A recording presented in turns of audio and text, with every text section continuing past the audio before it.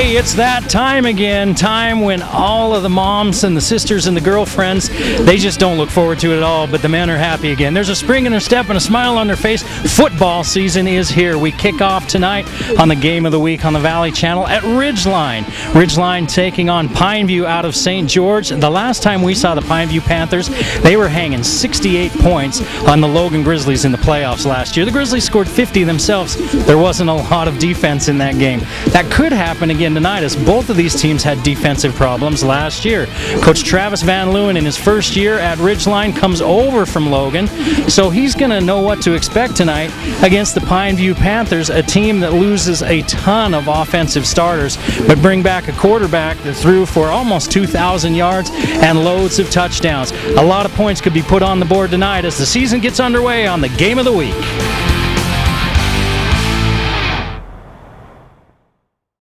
Life's more than a race to the finish. It's the power to choose what you do and a trainer for where you go. Welcome to Thailand. So glad that you joined me. Ready to get started? Let's go. It's having a friend guiding you on the journey as a partner with a plan built specifically for you on any day for every day. It's someone there for every weight, lift, and lunge, and every flex, push, and crunch. Nice work, you guys. It's motivation, inspiring you, mentally and physically. A companion for the downhills and the uphills. A coach for the tough days Keep going. and the easy days. Showing you new things and taking you to new places. Because with your trainers, fitness is an adventure. Great job. This view is your reward. I'll see you again tomorrow for another amazing workout. The X22i from Nordic Track. Your life, your trainers.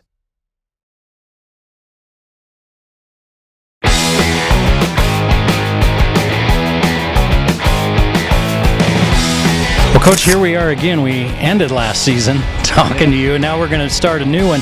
I'm wondering if we're going to see the same thing, a scoreboard that was like a slot machine. I'm sure you're hoping not, but you know what to expect from this Pineview team, I guess. Hey, it very well could be. Both teams are very explosive on the offensive side of the ball, and sometimes that's the flow of the game, and it's a high-scoring game. And with them, the way they call plays and the way we call plays, I wouldn't doubt it, but we'll see if it happens again. Well, tell me, as you come over here to Ridgeline from Logan, you had a special season last year, kind of changing the culture over there, and you're trying to do something here with a culture that was probably pretty good from Topher Howell, but to come in and instill your own, what's that like, and what's that process, and how's it been?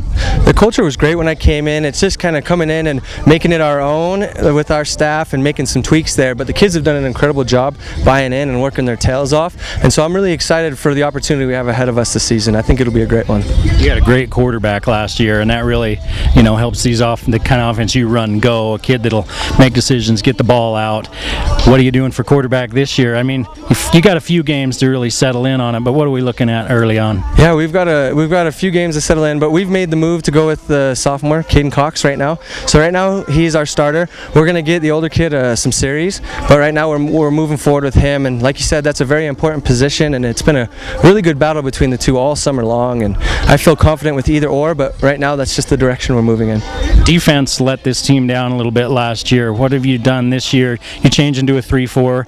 Yeah, that kind of plays to linebacker strength. You feel like the strength is there to run that this year, and that'll help? Yeah, I love our personnel that we have for the 3-4, and I love the coaches we have coaching up the 3-4. And we've got I'd say that's probably the strength of our defense is our linebacking core. Those guys are studs. They're very smart players. They play with high motors, and like I said, they're that heartbeat of the defense, and they help everybody else execute their assignments. And they're a very assignment-sound defense, and they do a great job. All right, well, thanks for taking the time. Good luck tonight and the rest of the season. We'll see you a few more times, too. Sounds great. Thank you so much for having me. All right, thanks, Coach. Say the word base. Say the word mess.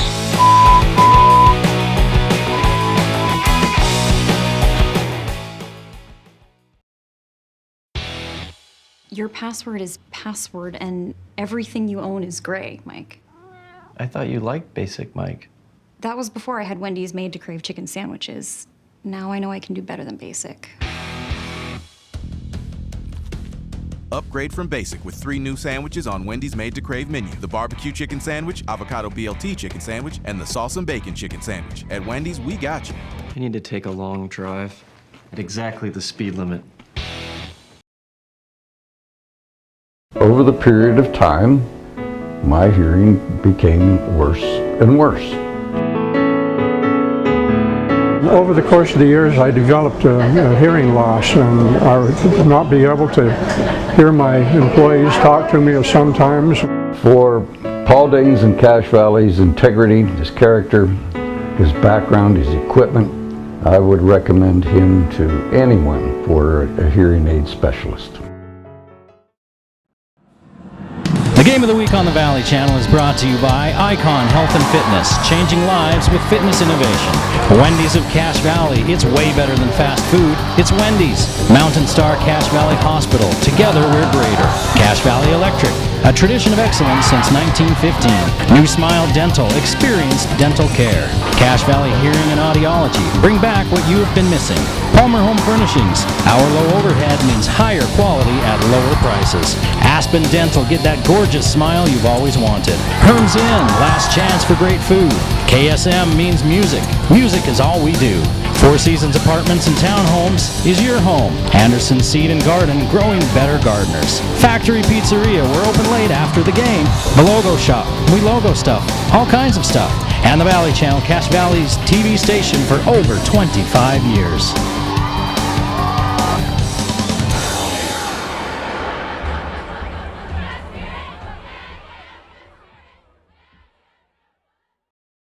Welcome to Millville in northern Utah. The Ridgeline Riverhawks taking on the Pineview Panthers in a north and south meeting in the endowment game in the first week of the 2019 high school football season. Thanks for joining us, everyone. I'm Eric Olson. I'll be with you all season long. Looks like as they have the coin toss out there that Ridgeline is going to be on offense first. 4-6 last year, tied for 5th in the region, didn't qualify for the playoffs, but a lot of changes. Coach Christopher Howell is now at Skyview. Coach Travis Van Leeuwen is the coach here. He came from Logan, where they had all sorts of success last year. In fact, his last game of the season last year was coaching against Pineview, a 50-68 loss against this Panthers team. That was just like, it was like a slot machine. Ding, ding, ding, ding, ding on that scoreboard. Pineview was 8-4 overall last year, 3rd in Region 9. They had a 4-2 region record. Lost to Orem, who everybody lost to, in the 4A semifinals. They're picked in the coaches poll and the media poll to finish this season in first place in their region. Ridgeline in the early polls looking like about 3rd place, about middle of the pack for this region. We'll see what Coach Van Leeuwen can dial up. One thing he's going to be working with, a sophomore quarterback, Caden Cox, number 4, takes the reins of this team. His dad, he comes from a great football pedigree. His dad, Travis Cox. His grandfather, Dan Cox, the great high school football coach, coached at Bear River and Mountain Crest, also out at Skyview for a couple of years. He's got an awful lot of wins under his belt, as Dan Cox. His boy Travis played at Utah State. And Travis has a great football mind. It's a great football family, great football tradition.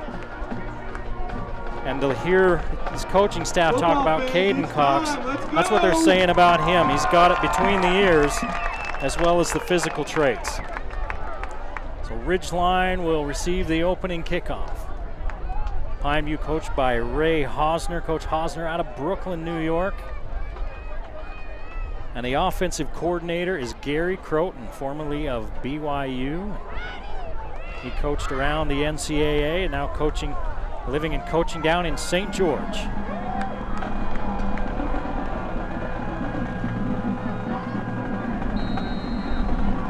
We're just about ready to kick this season off. A.J. McCarroll teeing it up.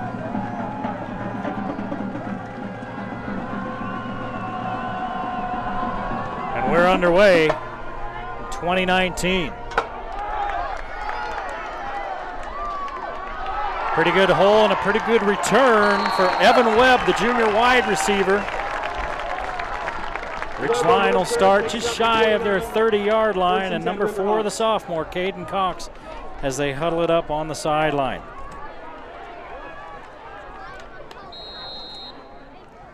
In week 6, Ridgeline was doing okay. They met Logan. 4 turnovers in that game. Ridgeline never recovered. They ended the season on a 5-game losing streak. And now they're opening up against a very tough Pineview squad. Cox with DeMooney in the backfield. Cox is going to throw. He has a man at about the 35. He turns upfield, picks up a first down. That's Murdoch, a big target. Carter Murdoch, another junior. They're going to mark him out of bounds right at the marker. It's a first down. Ridgeline does not huddle up. We'll see this from both offenses. They look to the sideline, and now 2-back set for Ridgeline. White and DeMooney with Cox. Handing off to DeMooney, looking for the edge. He's got it. And he's got another first down across midfield to the 47-yard line. A 14-yard carry for DeMooney as he gets outside. And Ridgeline up to the line, ready to go. Daly comes in, and White sits out. Daly plays the tight end, but they can flex him out and do a lot of different things with him. He's number 29.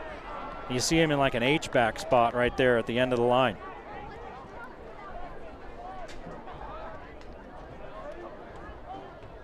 Cox to DeMooney. DeMooney with one cut, and that time, not much. Tony Timey with his long hair getting in there and making the stop. DeMooney with 3 yards.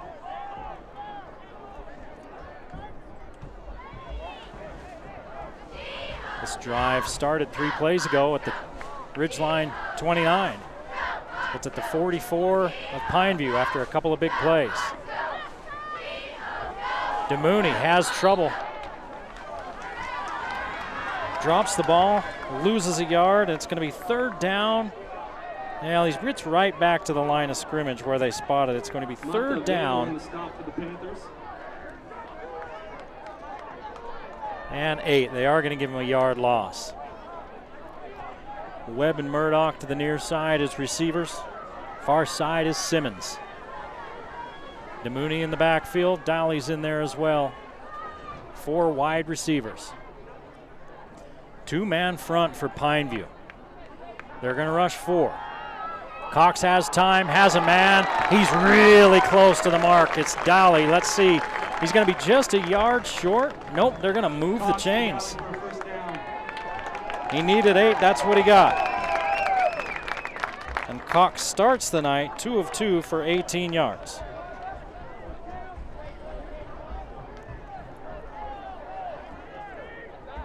And a new set of downs for the Riverhawks. 10 minutes to play in the first quarter, just underway here at Ridgeline. No score. DeMooney motions out of the backfield. They're going to run a little razzle-dazzle on a throw back. Nobody's open. Webb tucks and runs. You know, and you look at that, and Webb had 1 read. It sure looked like he had 1 read. He looked downfield. It wasn't there. He tucked it in and took off. Evan Webb, the junior. The heads-up play. He's split in the slot to the left. 4 wide, DeMooney in the backfield with Cox, the sophomore.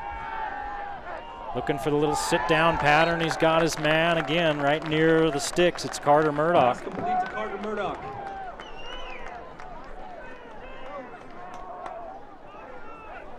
Four yards, it's 3rd and 1.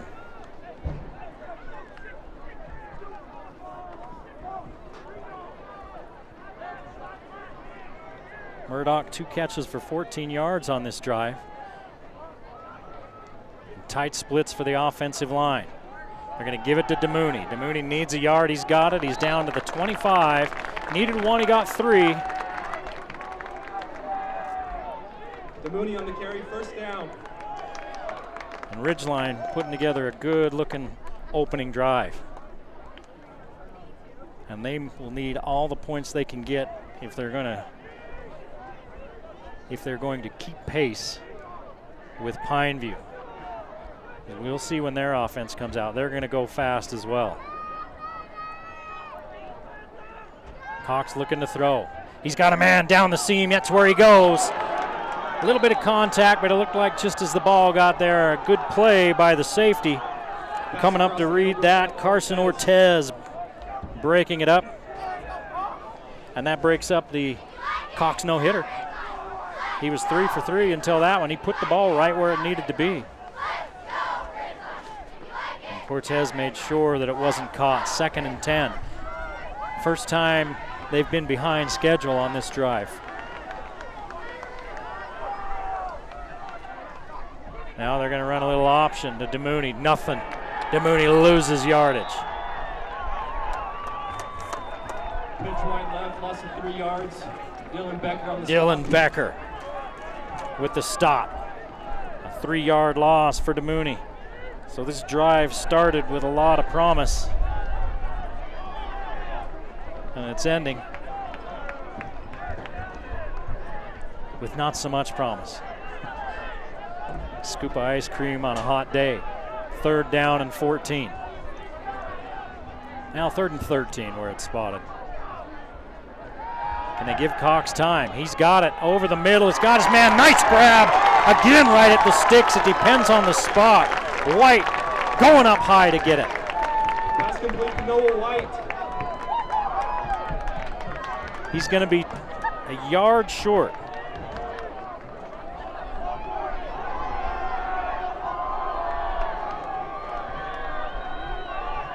Fourth and a yard. They're going to give it to DeMooney. They're going to run wide. He got a good chip on the end by White. DeMooney's got a first down. 5 yards on 4th and 1. Nice chip on the edge by White to seal it off, and DeMooney was able to get outside for 5.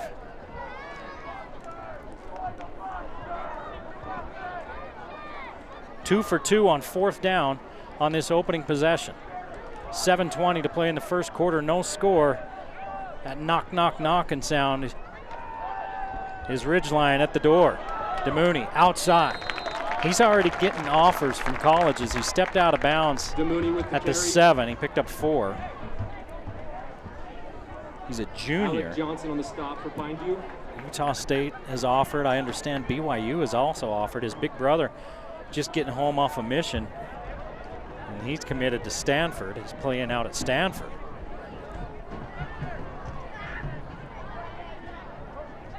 Second and about 6. Cox is going to keep. Boy, he read that. And he held on till the absolute last second. In fact, he rode that clear outside. Cox lost his helmet. He's got to come off for a play. 1st and goal from the 1. 1st and goal, Ridgeline.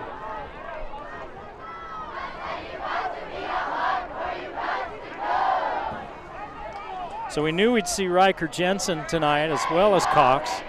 And Jensen's getting a chance to finish this drive off. And I imagine they'll put him up under center. No, they're gonna say, hey, go get it.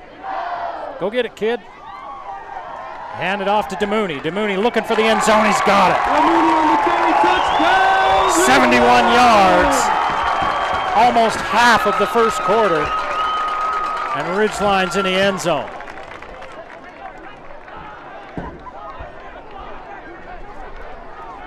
DeMooney caps it off with a 1-yard run. That was a good looking drive. As good a start as you can ask for the sophomore quarterback Cox. It was 4 out of 5 for 34 yards. The point after, knuckleball up and through. 7-0, Ridgeline on top early, 6:45 to play in the first quarter.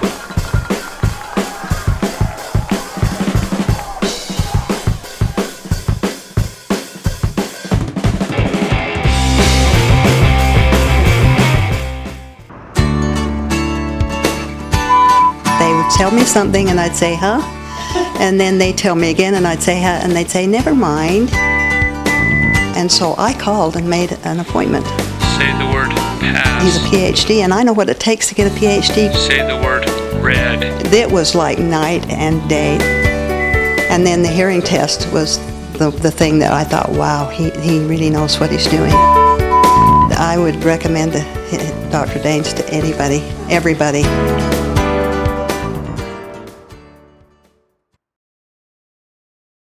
6:45 to play in the first quarter. Pineview with a chance on offense for the first time. Ridgeline took the opening kickoff 71 yards. They converted on 4th down twice. They put it in the end zone, 7-0. The sophomore quarterback Caden Cox, 3 of 4 for 34 yards.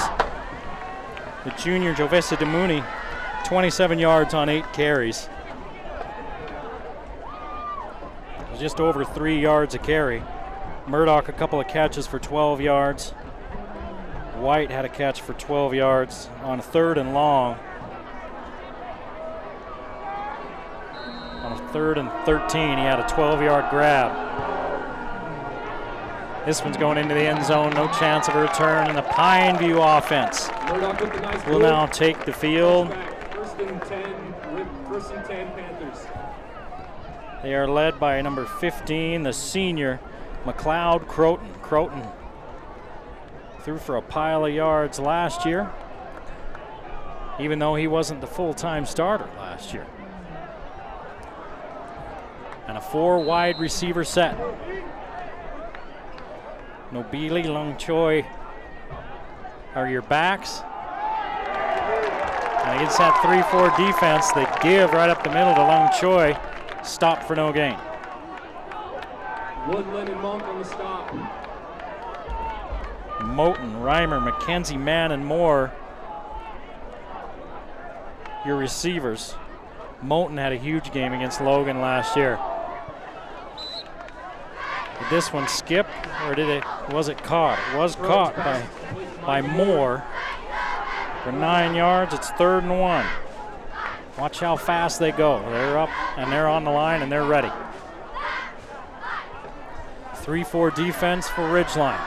Croton has to take a step back as he feels some pressure, and breaking tackles is Moten. Moten down the sideline, and he's got a big gain. Catch and run by Isaiah Moten. 39 yards for Moten. Ty Windward on the stop for the Riverhawks.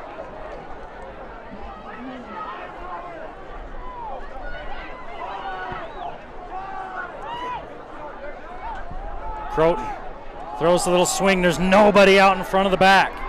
Dolly gets over there, but not until a pickup of 11 yards. Dolly on the stop for the Riverhawks. It was Lung Choi that picked up 11.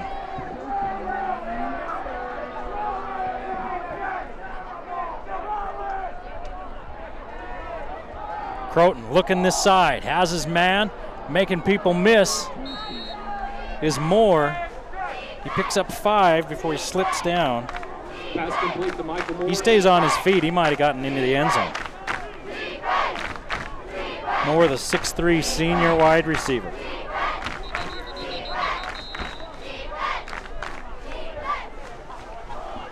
And the official on the far side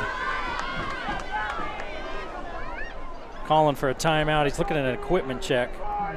Somebody's knee pad. They won't let him take those out anymore. 4-man rush, and it looked like Pineview moved early. Let's see. It could have been Ridgeline. Somebody come off the edge in a hurry. But it was Pineview that moved, and it got him going a little early. Still 2nd down. So 2nd and 10 after the penalty. First penalty of the game, 5:10 to play in the first quarter, 7-0 Ridgeline. Pineview on the move in the red zone at the 20. Lung Choi in motion. They're looking for him. Lung Choi went inside and Croton threw it outside. And Croton with his first incomplete pass.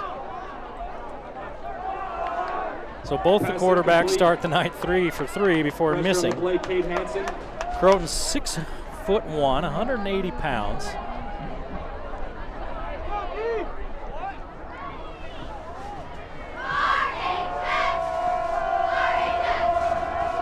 Mixed coverage out there for Ridgeline. Here comes the rush. Croton's in trouble, down he goes. Sacked back at the 30-yard line. He loses 11. Cade Hansen gets there.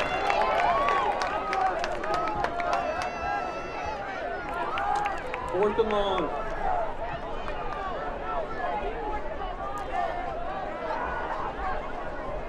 It's 4th down at the 30-yard line. It's 4th and 20. So you just keep everybody in front of you. Let's see if they come after him. They do. They're bringing lots. Croton has to get rid of it in a hurry. It's caught. It's a great catch, but it's well short of the first down. Daylor Reimer hauls it in Good stop by Ridgeline. for 12 yards, but it was 4th and 20 after the sack. And Ridgeline will take over.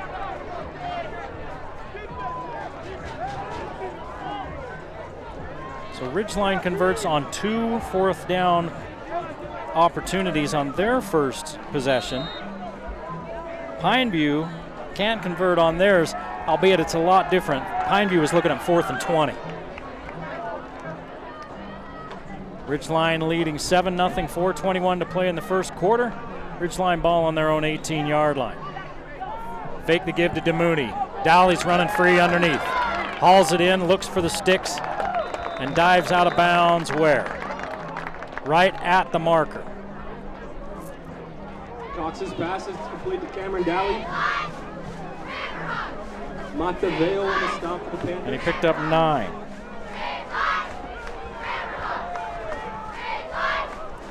I mean, you can't get any closer than this. This is 2nd and a credit card. DeMooney waits. Spun around. He didn't need much. I mean, if you're a coach, you're probably saying, just run up in there, son. But he got enough for the first down. It's a good thing he only needed an 1.5 inches because he probably only got 6 inches.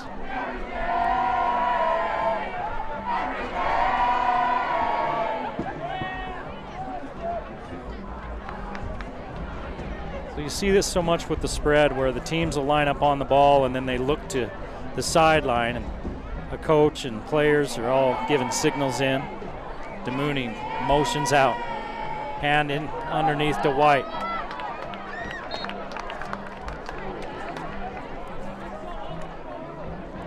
Carry by Noah White, the sophomore running back, they really like him. 3 yards.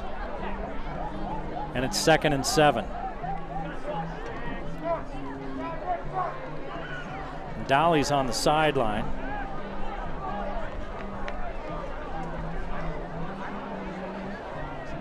Walking around with his hand on his hip. He looks like he's okay. Cox stepping up, waits, delivers. DeMooney on his feet. Across midfield and into Pineview territory. 28 yards on 2nd down and 7.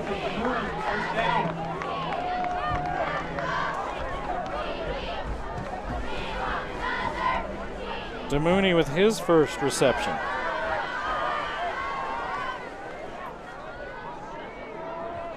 Jackson Holmgren is in there with Webb on the left side.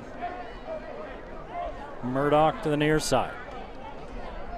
And Dolly's back in there as the H-back. He's going to be the lead blocker. White follows him. White pulled down, but not until he gains 8 yards.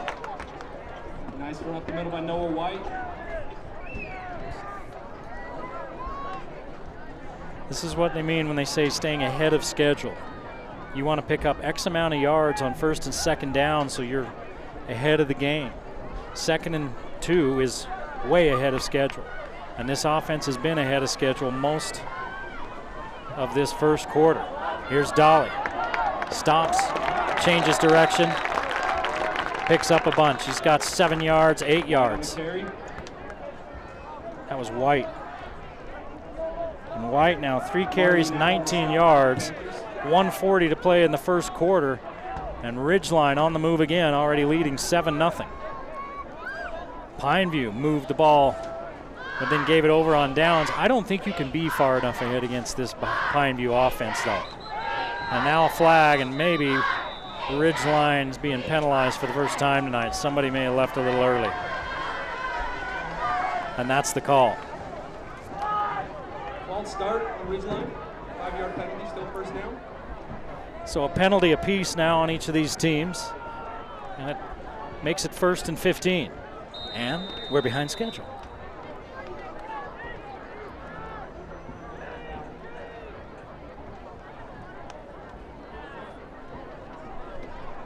As the shadows start to lengthen here at Ridgeline.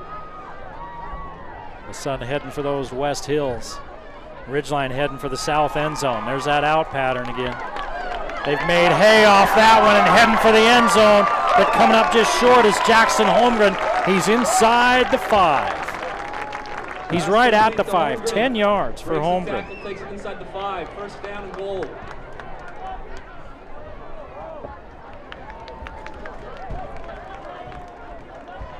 They've run those little out patterns, and the Pineview corners aren't coming up hard on them. You know, if they start coming up hard, they're gonna run a double move.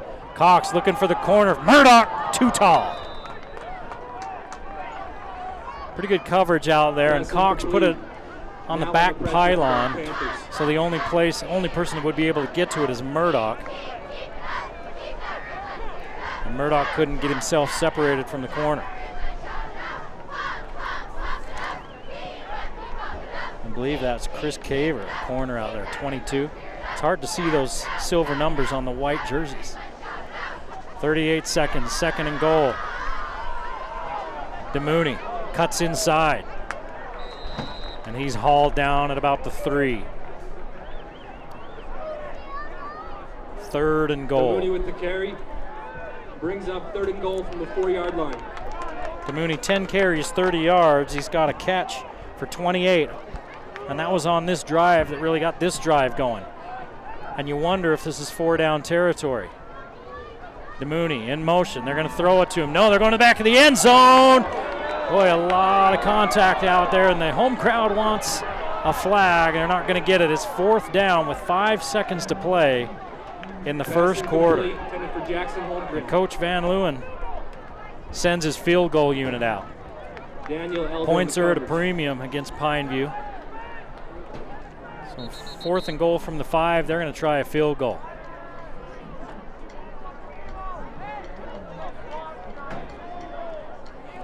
Ridgeline looks like they only have 10 guys out on the field. 2, 4, 6, 8, 10. Here comes 11. Better hurry, son. They're going to have to take a timeout. First game of the season. Timeout, Ridgeline. As Houston Hunsaker was on the sideline.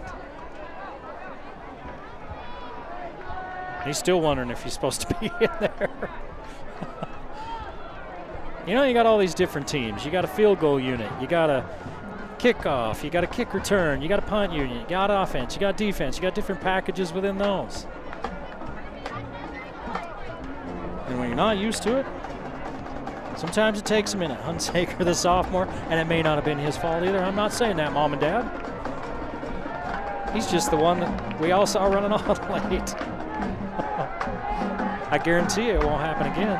He'll remember that.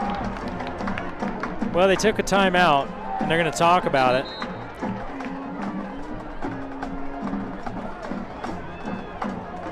And they're still going to kick. Murdoch's the kicker.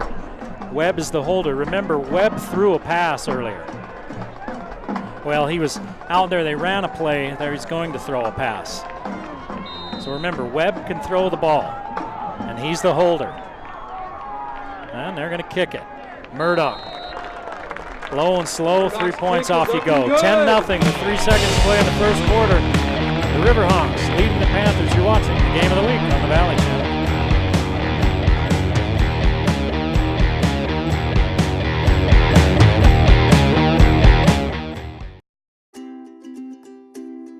My grandpa went to the Star Hospital to get his back fixed. The doctor used a robot to make a mini invasion. That's pretty cool.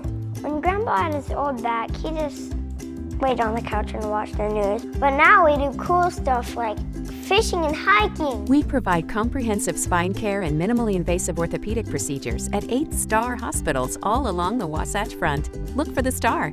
Wonder where they keep all the robots.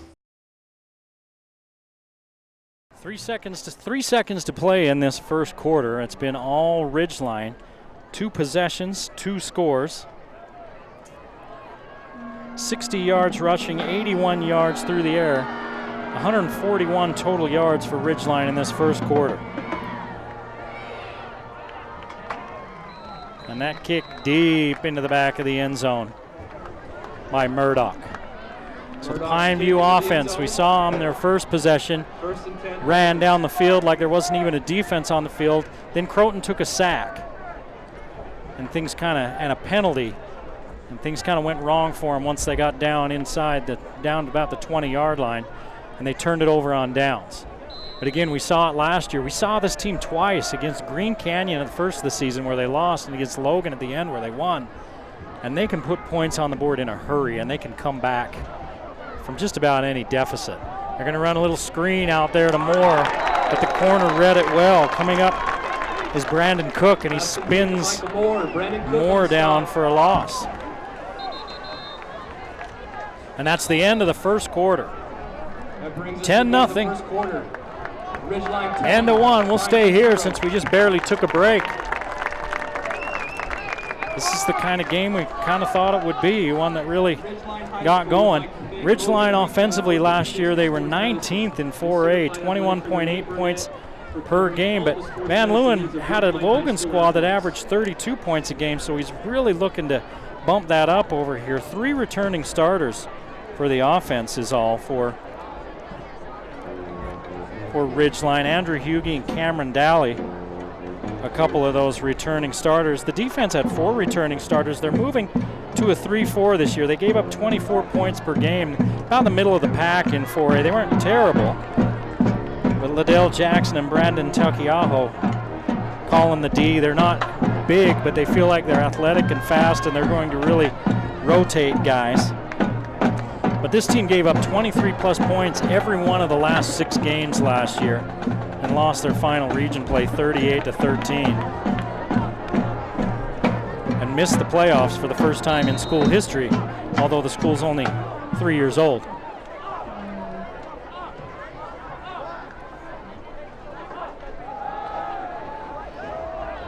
Good pressure on Croton, but he gets rid of it. In space pass complete to Isaiah Moten. Is Moten. First down, Panthers. Moten picks up 12.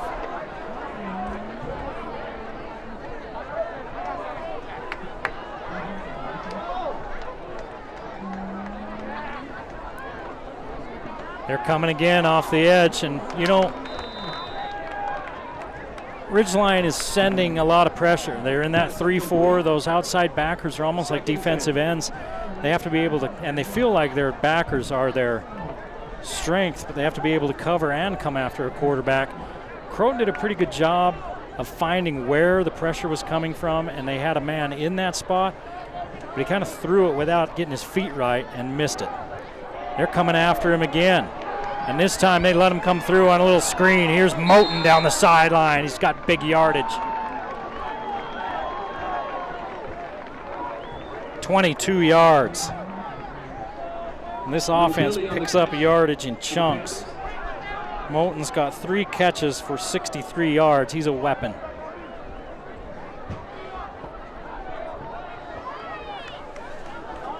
Croton waits, stands in the pocket. We got a late flag in the spot that you may either see a hold or a late hit on the quarterback. Let's see, it's an 11-yard gain. McKenzie on the catch. As McKenzie comes up with a grab, and it's a hold on Pineview.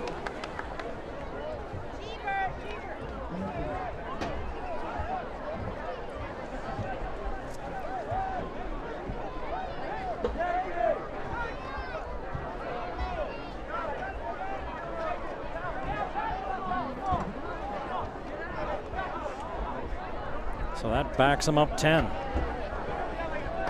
from the spot. So back at the 42. It's 1st and 19. 4 wide set again. Croton's going to throw the little swing. Good blocking on the edges.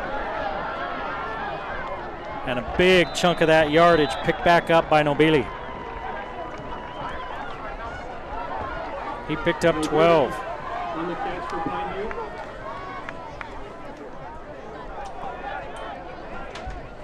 Croton 116 yards on 8 of 10. We've just started the second quarter. It's 10-0 Ridgeline. Croton stands in again, delivers, but it's broken up by Brandon Cook. Croton put it right where it needed to be, and Cook broke it up. Receiver had his hands on it. Cook reached in and swiped it away. And near side officials blowing it dead on 3rd down. They're going to back it up a yard. They didn't spot it right. So it's 3rd and 7.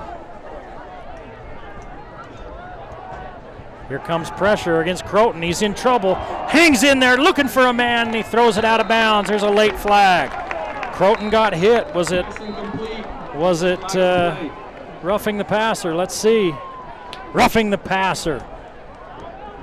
Oh boy.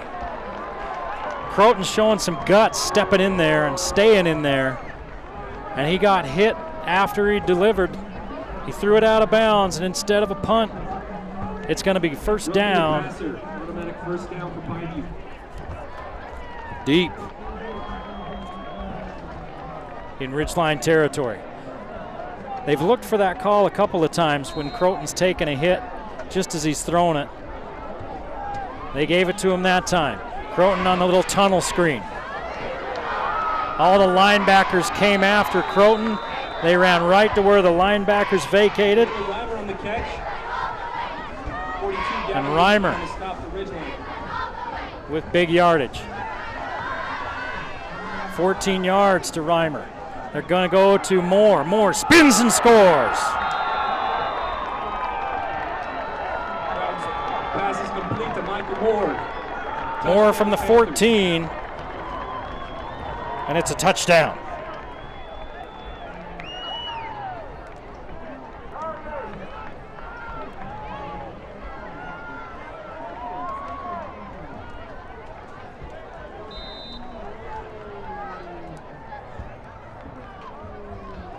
And Pineview has come to the ball game. It took them a minute, and it took an ill-timed penalty by Ridgeline to keep a drive alive, and that penalty's costly. It's 10-7. Ridgeline leading by 3 with 10:29 to play in the half.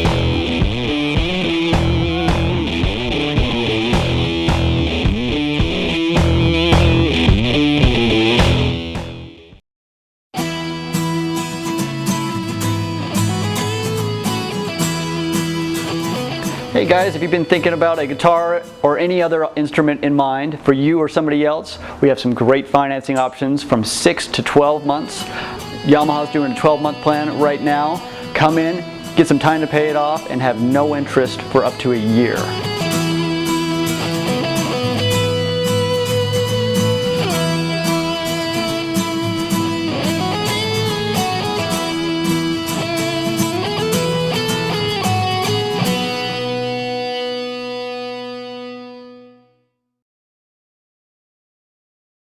So Pineview's not even trying to run the ball. They got 2 carries for minus 11 yards. One of those carries was a Croton sack that gets recorded under a rush. But Croton is 10 out of 12 for 144 yards and a touchdown. And it's 10-7 Ridgeline. Ridgeline looked like maybe they had gotten Pineview in a punting situation, but a roughing the passer call against the Riverhawks kept the drive alive. And a couple of nice plays by Pineview. 2 plays later, they're in the end zone. Here's a returnable kick. Webb bounces outside. Webb down the sideline. Webb across midfield. There's no flags. And they're going to say he stepped out of bounds at the Pineview 46. He had one man and a kicker to beat. It wasn't the kicker that stopped him.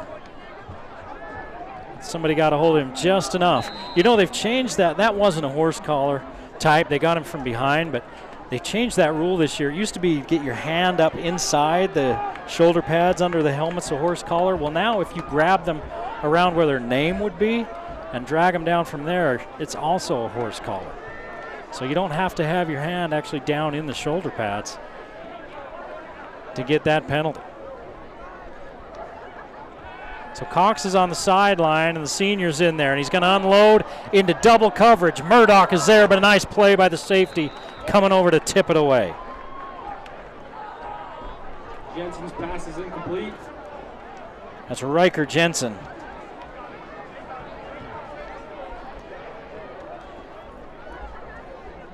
They're going to give him a series, and Coach Van Leeuwen said we're going to see him.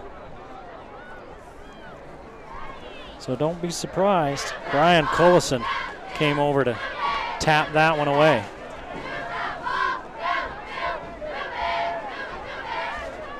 Second and 10. Give to DeMooney. DeMooney into a pile at the line of scrimmage. And no gain.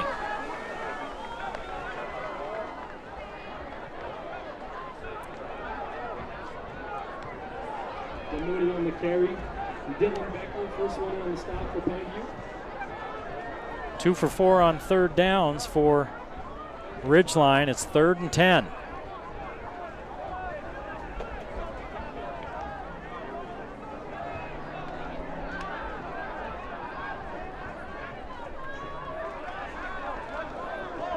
Coach Takiaho has the defense for Ridgeline in front of him here and talking to him about when they get the ball in. Jack Jensen one-hops it. Murdoch was there. And Jensen, a little too juiced up, puts it in the dirt. And now it's 4th and 10. 2 for 5 on third downs for Ridgeline.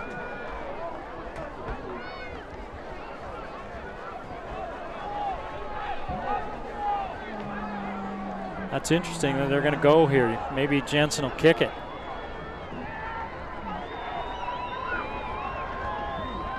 Going to try to get 5 cheap yards maybe. They're telling them to go from the sideline. And they're going to go. Jensen's got time, unloads, has a man. Boy, this all depends on the spot. And I think he's going to be short. Pass complete, Simmons. I think he's going to be a yard short. Let's see. Yeah, he's short. Just short of the first down. Simmons for 9 yards, but he had to come back for it. And they give it over on downs. So here's Pineview now. With 9:21 to play in the first half, trailing by 3. And their offense was humming on the last drive. Croton across the middle. Dropped. They're attacking the middle, so Ridgeline's bringing linebackers. They're seeing that, and they're running right to where those linebackers vacated. Now they've got press coverage near side, and they're going down the sideline, and they throw it a little bit short. The little comeback. Dagan Galloway on the coverage. Pass incomplete. Coming for Dominic McKenzie of the Panthers. The Ridgeline offense sputtered on their last possession. Now the Pineview offense having a little trouble here. It's 3rd down and 10. They're 0 for on third downs. Croton in trouble, down he goes. 12-yard loss. Croton hanging in there, waiting for a receiver to come free. Alex Lundahl on the stop for the Ridgeline. Lundahl, the nose guard, hauling him down. 4th down. You look at Lundahl, number 58, he is not big. And he's your nose guard playing a 2-gap assignment.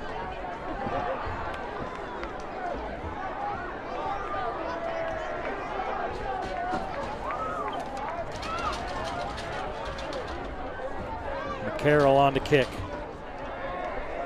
Webb is back deep. McCarroll drops it, trying to pick it up. He's not going to. It's going to be 1st and goal for Ridgeline.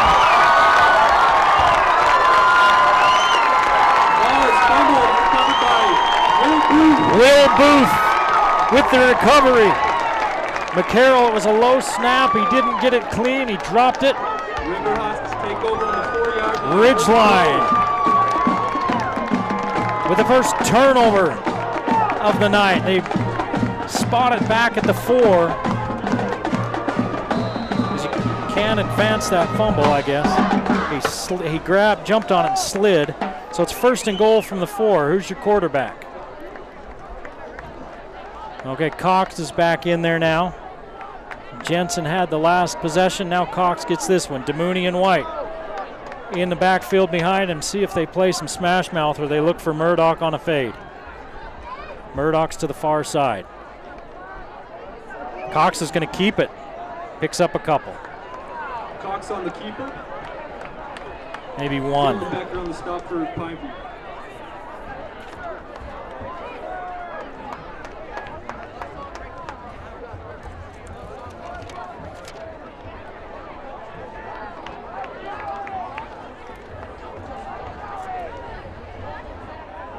Under 8 minutes to play in the half. 10-7 Ridgeline. And they're looking to put some more points on there. DeMooney in motion to the far side. Handed underneath to White. Big hole, touchdown.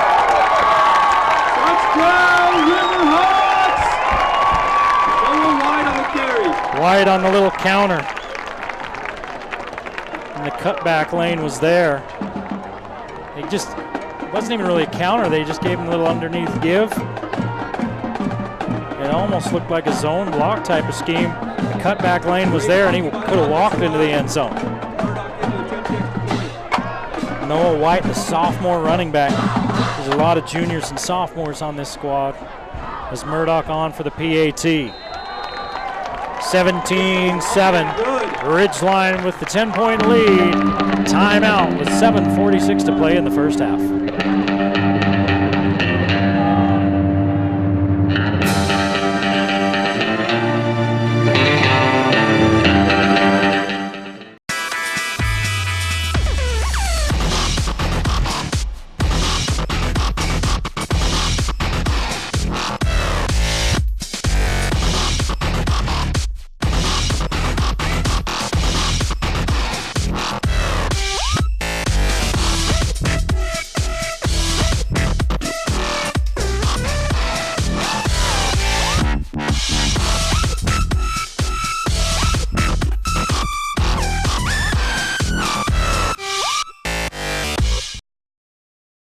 It's been a pretty cleanly played first half as far as penalties and turnovers go.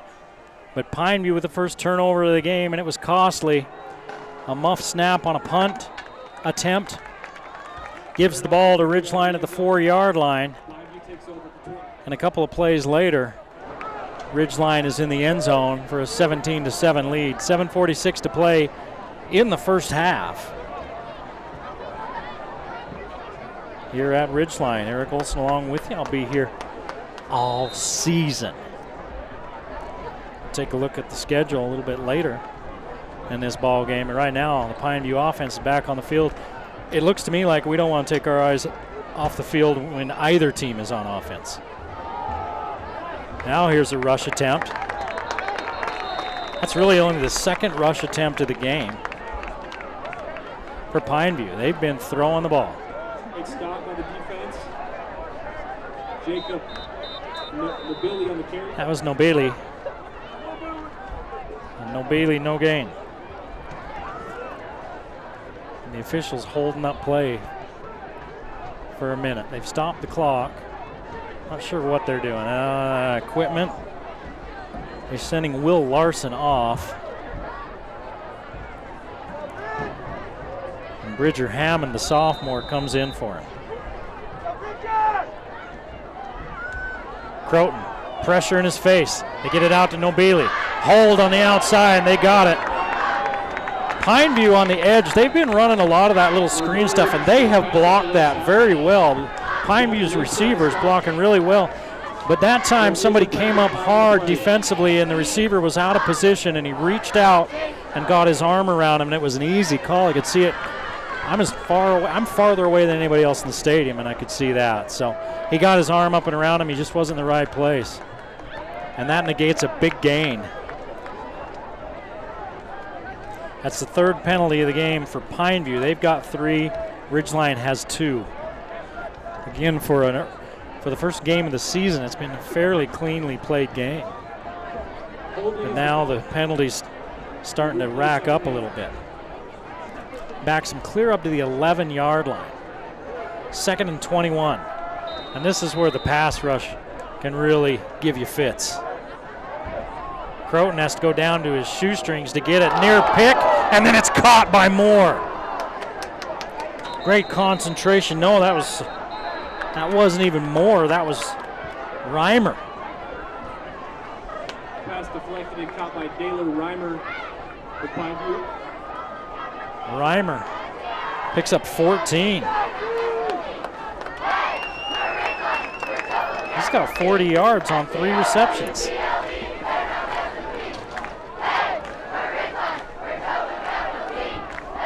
Croton has a man on the run. 1st down and more for Moore, and a flag. Probably a sideline warning. Daylor Reimer with the catch. Brandon Cook on the stop. 17 yards, and let's see what the call is. Another penalty flag on the play.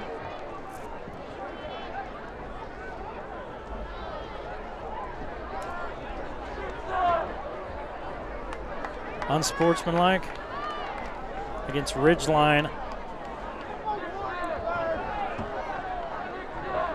So I think it might be a sideline warning because they're not moving the ball. I just saw the second half of that. That's a 17-yard gain.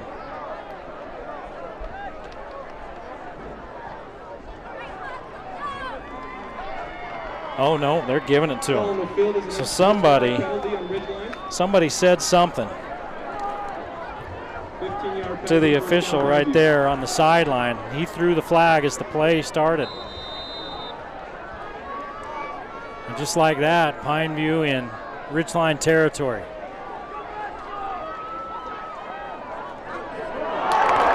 Quick hit, greeted by a quick hit. McKenzie barely had a chance to gather it in before he's walloped.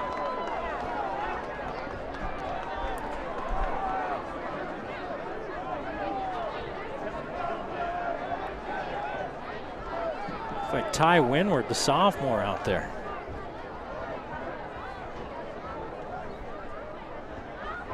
I'm going to need another stat sheet. Croton's up to 175 yards. Double move as he does the pump, and it's through the hands of Gavin Lishman. And it's going to be 3rd and 10. Pass incomplete intended for Moten. Gavin Lishman on the coverage. 13 of 19 for Croton. I'll have to double check those numbers here in just a second. 3rd and 10. Pineview still over on 3rd down. I guess they got one on a penalty, didn't they? So they're 1 for 3 on 3rd down, and that one was via penalty. Ridgeline with a 3-man rush. Croton's going to keep it. Croton picking his way, puts his shoulder down. He may have the 1st down.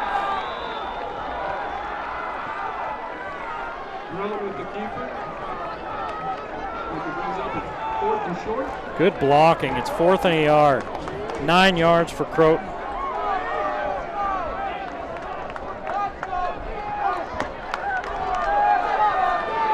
Fourth and a yard. 5:15 to play in the first half. 17-7. Ridgeline. 1st down. Got 3 yards when he needed a yard. That was Nobili.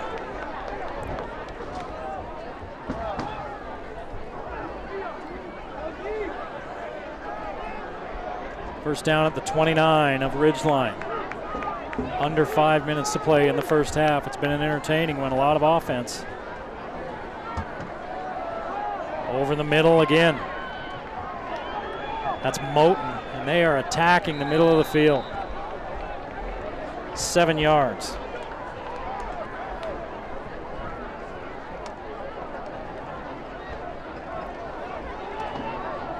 Four catches for 70 yards for Moten. 2nd and 3. Croton. Wide open man, busted coverage somewhere, walking into the end zone. from 23 yards out is Reimer.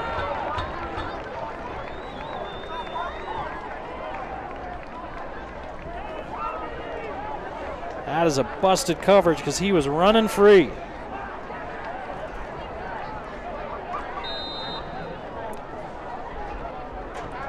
$205 yards, 2 touchdowns in the first half for Croton through the air. With 4:28 to play in the first half. It's Ridgeline 17, Pineview 14. You're watching the game of the week on the Valley Channel.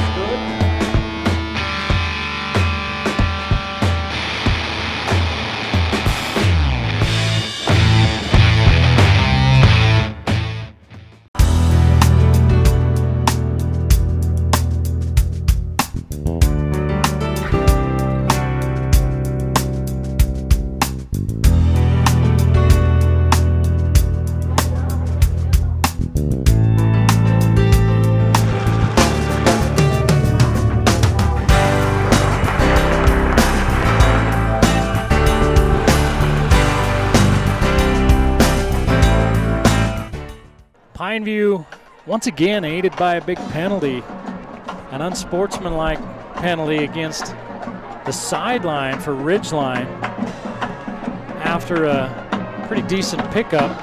Put the ball well into Ridgeline territory, and they took advantage. And a busted coverage. Croton with his easiest pitch and catch of the day, right down the sideline to Reimer for a 23-yard touchdown. This game may be last person with the ball wins. Last team with the ball wins. I'm curious as to the unsportsmanlike on the sideline. You don't usually see it, boom, thrown just like that. A lot of times officials will warn coaches, and especially players. They'll tell the coach, hey, you know, you got a player talking to us, you need to wrap him up. You don't see it that often unless it's really bad. So I don't know what happened. Let's see if we can find out at the half. Cox in at quarterback, DeMooney in the backfield with him. Cox unloading, looking for Webb. Webb had it in his hands. And here's a late flag. You know, Cox put that one right in Webb's chest. And the defensive back was there. I mean, that was one of those boom, boom plays. And Ridgeline's going to get the call.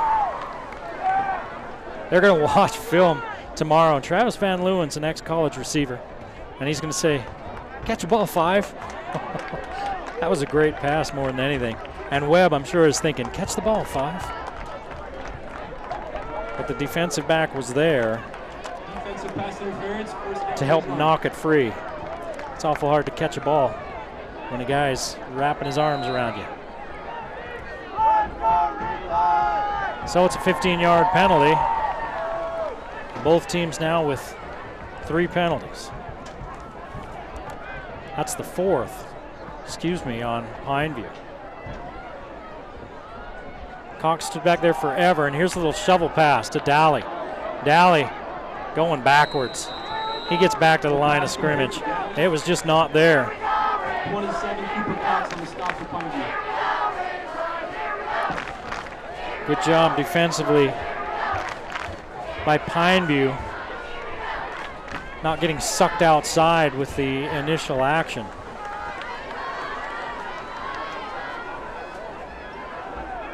Pineview with 2 defensive down linemen and 4 stand-up backers. Oh! Cox throws it right into the hands of the linebacker, heading the other way for the touchdown. Pineview's got the lead. Pass intended for Murdoch, intercepted by Dylan Becker. Pineview returned for a touchdown. What number was that?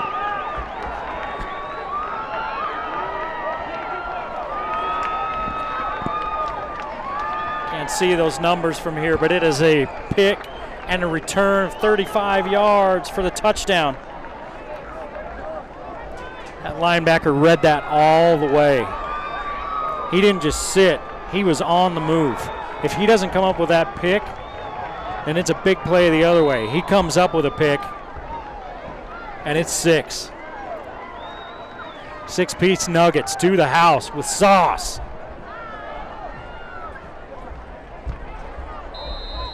For Pineview. And they take the lead, 21-17 with 3:35 to play in the first half. You're watching the Game of the Week on the Valley Channel.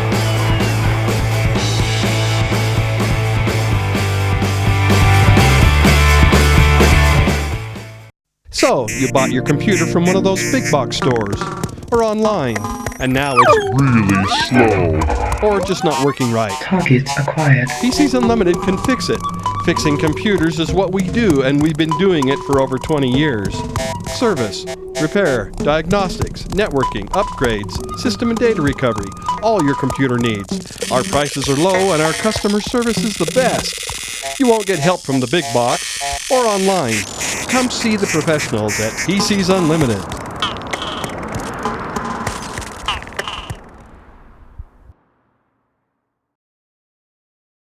Well, this game started you couldn't even script a better start for Ridgeline. They jumped out to a 10-0 lead, then a 17-7 lead. And now things have kind of gotten away from them a little bit in the last few plays.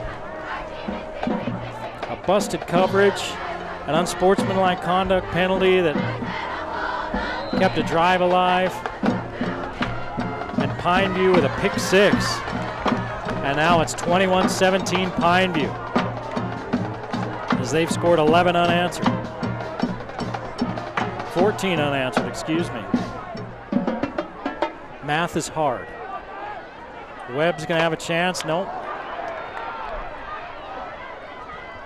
Webb let that one go, and Simmons came up with it, and he was walloped shy of the 10-yard line. So now some adversity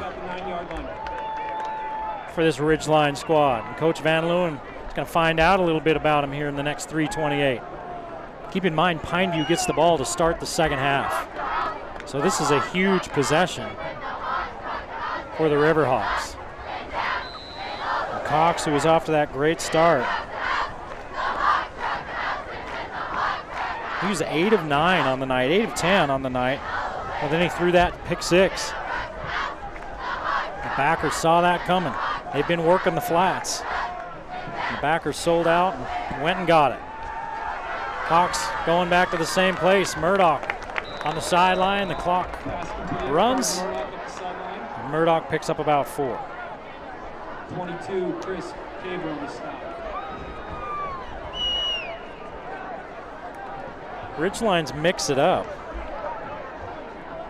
They got 54 yards on the ground and 85 through the air.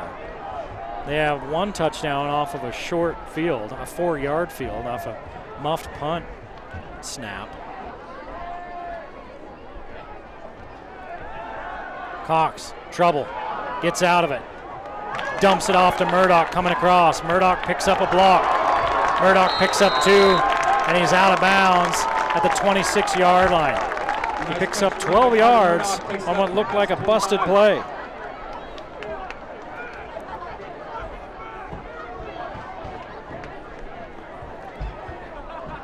Murdoch, the junior. Lots of skill players for this team are juniors or sophomores in Cox's case and White's case.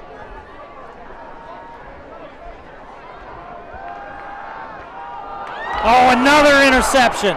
This one knocked down by the end and pulled back in. Cox held on to it, double clutched it. Probably should have just taken off with it. 2 possessions, 2 turnovers, and Pineview with 2:36 on the clock in the first half is knocking on the door at the 11-yard line.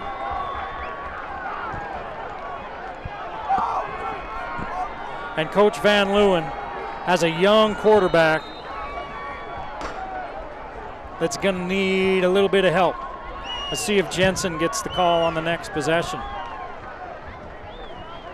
I don't think you give up on Cox. That was a couple of good plays. Procedure on Pineview as Moore was moving. But a pick 6, and then just False start, 5U, take it back to the 16. Trying to make something happen, and a good play by the end. As Cox, maybe an older quarterback, pulls it in and runs with it. He's hanging on and trying to make something happen. Here comes McKenzie. They're going to toss it to him. He looks to turn it back up inside. Big block inside. Just wiped out one of the linebackers. And it's a gain of about 6. 5.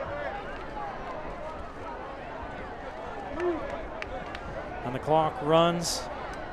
I'm not sure why it stopped. Now it stopped for a minute. Now it's running. We're approaching 2 minutes. Croton across the middle. Oh my goodness. Moore wasn't even looking. He turned and Croton put it right there. And a flag, but it's a touchdown. Let's see what the flag is. I think Moore might have got hit in the head. For a touchdown.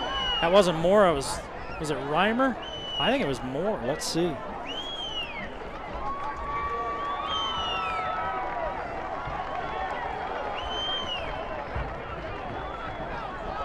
Let's see what the call is.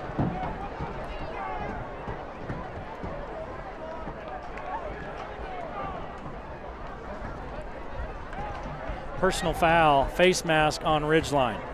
And it's going to be assessed on the kickoff. Personal foul, face mask, taken on the kickoff. Hey, was that Reimer or Moore? Get some help from the film crew up here for Pineview. That was Reimer. 7, not 17.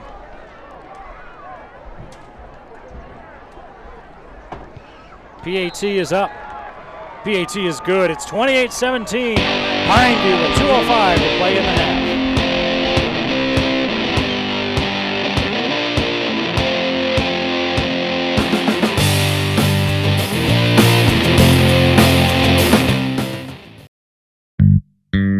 Hi Cache Valley, this is Fernando over the Factory Pizzeria.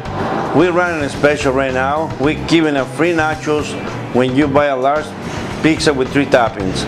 Just mention this and you're gonna get a free nachos every time you come. The Factory Pizzeria is located in 119 South Main, below the Gia's in the basement. Come see as soon as you can. Thank you.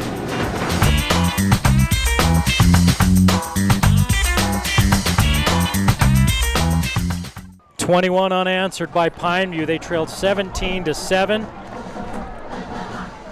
Let me go back and look. They trailed 17-7 5 minutes and 42 seconds ago. It's now 28-17. Pineview with 21 points in under 6 minutes. And this kick will be from the 45-yard line. They may onside this thing and try to recover it and put more points up. Pick 6 by Pineview, and then an interception inside the 20-yard line.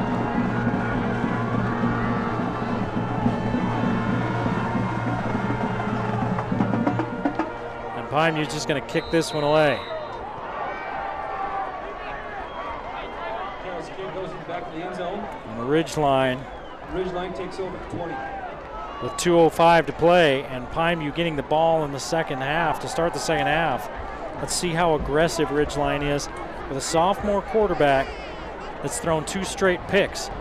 One that was returned for a touchdown and another that set up a touchdown. Again, these are the lessons you learn as a young quarterback. And Coach Van Leeuwen's going to stick with him, which I don't think there's any question that you do that. He started out so great. He's just had a couple of bad throws here recently. Cox unloads. Webb hauls it in.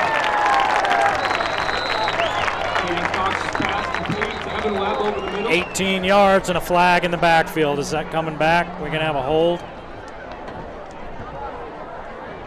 And the end on that side wasn't even really rushing. He was just kind of muss rushing, coming up the field and trying to keep Cox in the pocket.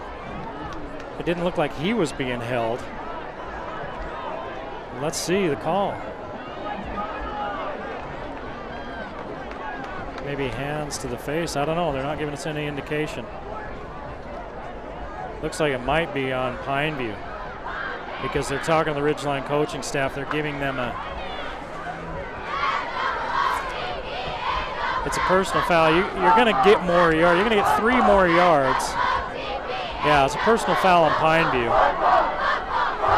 You get 3 more yards by taking the play.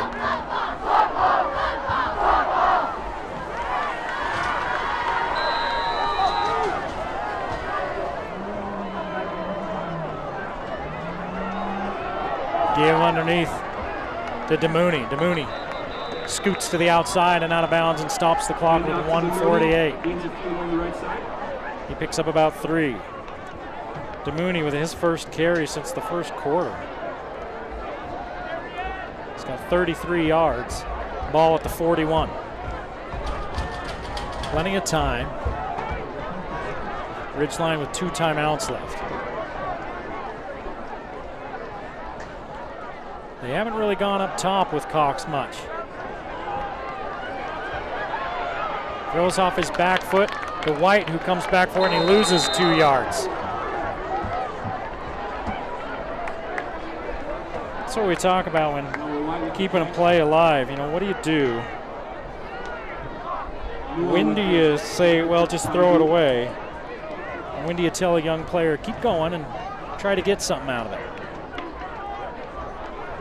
3rd and 9.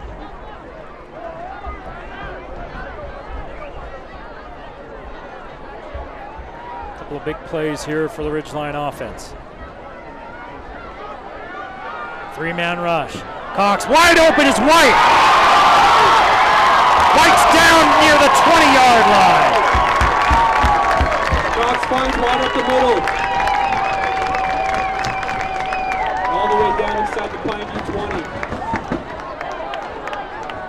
40 yards. And that changes everything. Talk about busted coverage on Pineview's touchdown play. No one was anywhere near White. Give to DeMooney. Big hole. DeMooney makes the move. He's inside the 10. He's right at the 10. 1st and goal with over a minute to play in the first half.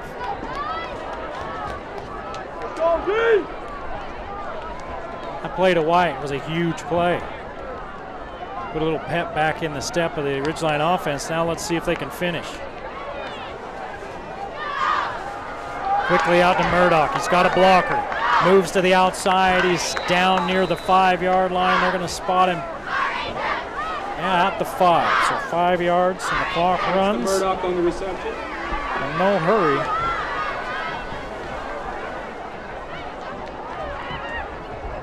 .45 seconds and 2 timeouts. It's 2nd and goal from the 5. Give to DeMooney. DeMooney looking for a gap, an opening, a gap to run through. He's down about the 2. Pick up of 3. It's 3rd and goal. DeMooney with the run up the middle. Brings up a 3rd 3 of 6 on 3rd down. 20 seconds in the half. Give to DeMooney. They're filling the hole and they stop him short. Let's see. He was down when he fumbled it. He's inside the 1. Ridgeline ought to take a timeout, and then they've got to decide what to do with it. It's 4th and goal inside the 1. And they're going to take a timeout. Everybody was home for Pineview on that one. Quite frankly, DeMooney was lucky to get to where he did. Ridgeline takes the timeout, trailing 28-17 with 15 seconds to play in the half. Skyview leads Stansbury 13-6 at the half. That one's at Stansbury. Let's see, I believe Logan's at Provo.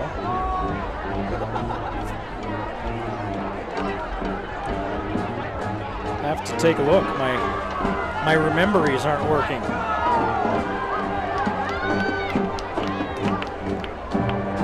Mountain Crest is at Salem Hills. Logan's at Provo. Green Canyon's at Bonneville. Skyview at Stansbury.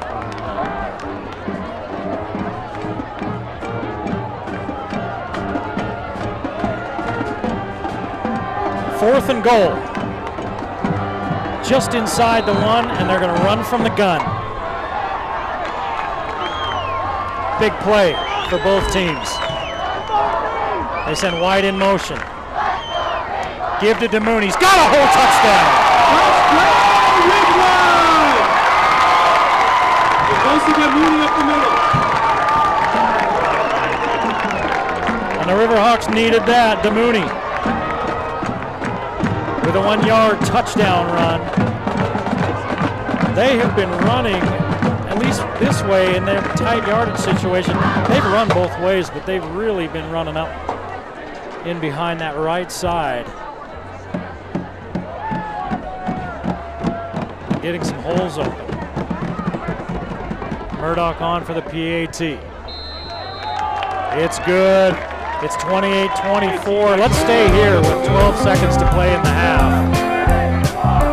And a good football game here at Ridgeline as the sun sets behind the Wellsville Mountains to the west. Bear River Range behind us, or in front of us to the east here. Every stadium in northern Utah, picturesque. There's a good look at the Bear River Range. Mount Logan off to the left. And everybody getting a treat tonight. This has been a fun first half. It's a full house on this near sideline. Pineview traveled a few people up from St. George.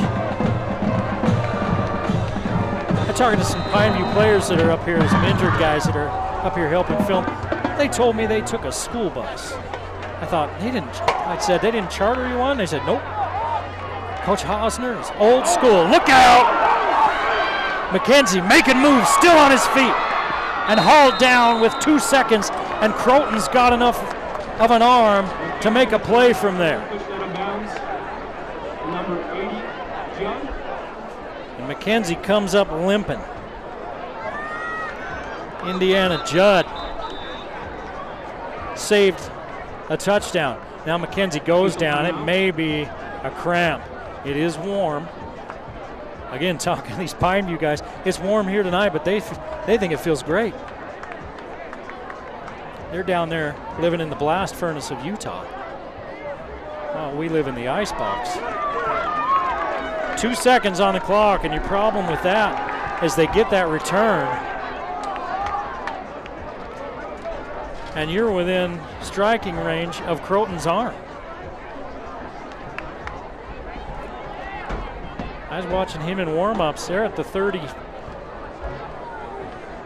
Let's see. Oh, they're going to say he stepped out of bounds back at the 43, but I mean, Croton can put that out there, and he put that downfield, and he has got receivers that can go up and get it. Michael Moore is 6'3".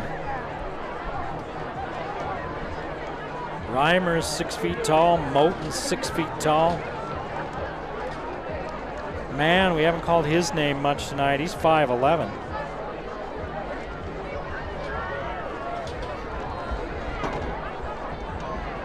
Yeah, and they're stretching McKenzie out. He's got a cramp. He's up and walking it off.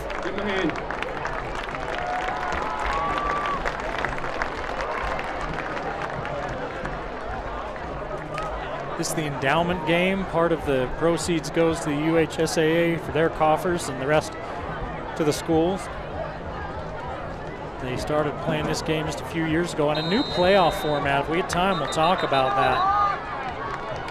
On the white hat, holding everybody up here. Now we're ready.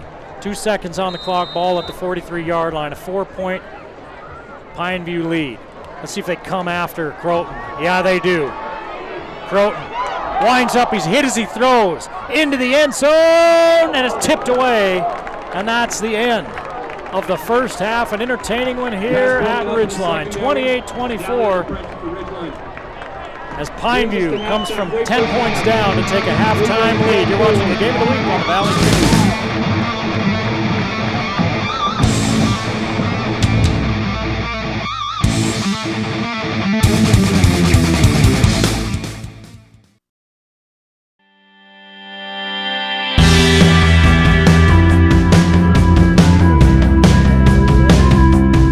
So I've always loved sports, and I've always participated in sports, and I've always played, and I think the best part about this job is being able to watch these athletes play, and it's part of my job just to sit there and watch these athletes succeed and play these wonderful sports.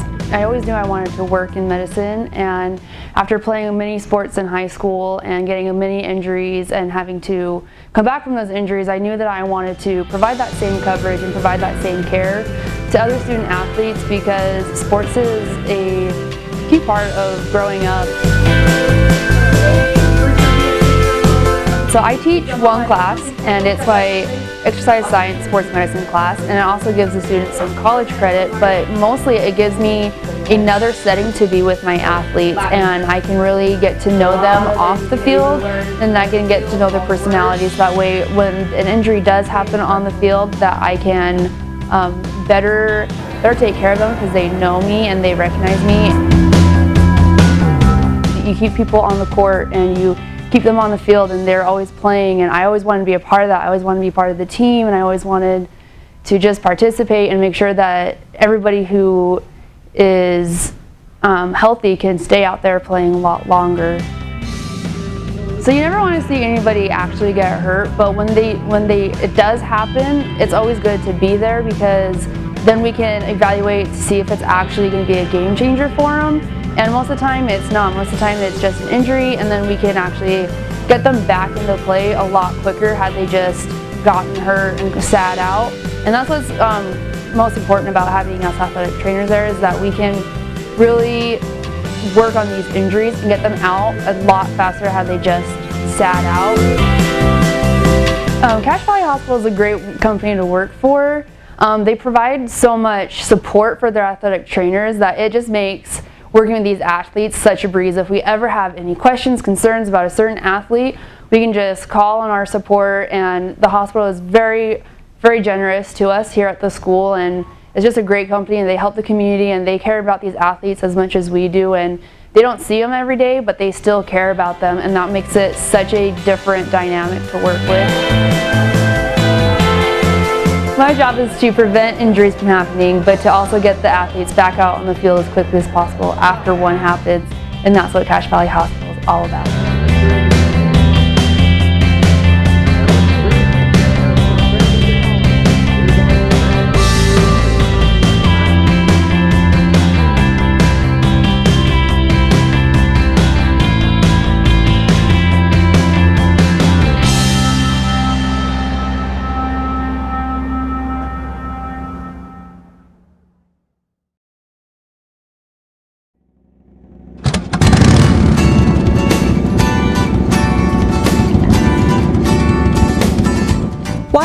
Starting to lose our hearing? Is it genetic? Is it environmental? What's happening to us? There's many things. Genetics can take a part of it.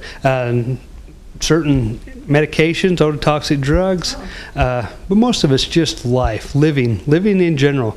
We go to a concert here, we go to a motorcycle rally, we ride a motorcycle, we're exposed to all these loud sounds, loud music, but it all takes a little bit of hearing, a little bit here, a little bit there. We don't notice it. It's so slowly happening, and it's painless, and over time just that little bit compounds, and pretty soon we have a significant hearing loss that's affecting our ability to communicate with our loved ones. If you are experiencing any kind of problem, be you my age or be you younger, why don't you give Dr. Daines a call here at Cache Valley Hearing? Tell us where we are, Dr. Daines, and how they can get hold of you. We're at 485 North Main Street in Logan, and you can just give us a call at 435-753-4327. We're at 753-HEAR here. Okay, well that's a good, that's very apt. Yeah, I should say so. Any kind of hearing loss, and literally, please don't let this feeling of embarrassment or it not being manly or cool, that's a bit dim. You shouldn't be embarrassed about something that is a natural aging process. It's actually more noticeable when you don't hear and have to have people repeat themselves. That's true. And extremely irritating for those around you that are having to repeat it time and time again. Thanks so much, Dr. Daines. And seriously, guys, give Dr. Daines a call. Your hearing problems will be solved. Thanks, Dr. Daines.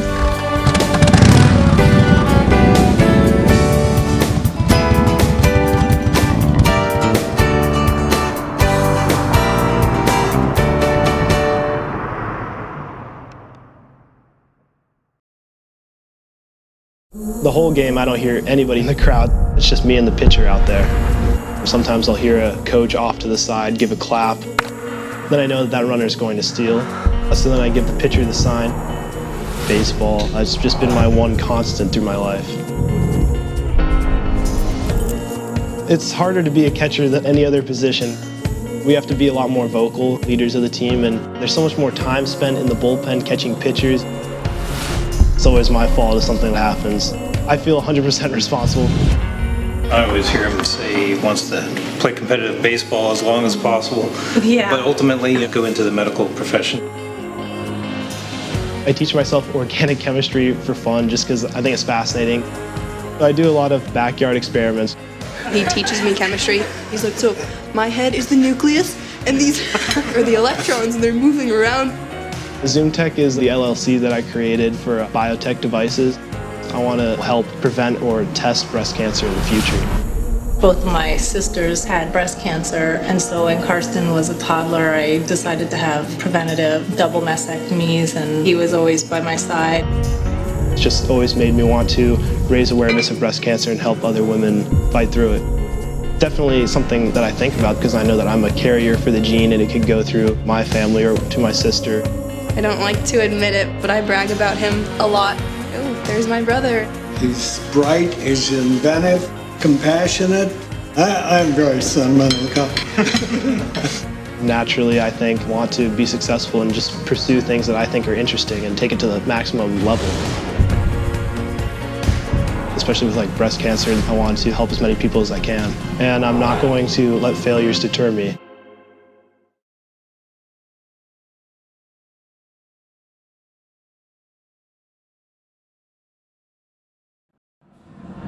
The Game of the Week on the Valley Channel is brought to you by Icon Health and Fitness, changing lives with fitness innovation. Wendy's of Cache Valley, it's way better than fast food, it's Wendy's. Mountain Star Cache Valley Hospital, together we're greater. Cache Valley Electric, a tradition of excellence since 1915. New Smile Dental, experienced dental care. Cache Valley Hearing and Audiology, bring back what you have been missing. Palmer Home Furnishings, our low overhead means higher quality at lower prices. Aspen Dental, get that gorgeous smile you've always wanted. Herms Inn, last chance for great food. KSM means music. Music is all we do. Four Seasons Apartments and Townhomes is your home. Anderson Seed and Garden, growing better gardeners. Factory Pizzeria, we're open late after the game. The Logo Shop, we logo stuff, all kinds of stuff. And the Valley Channel, Cache Valley's TV station for over 25 years.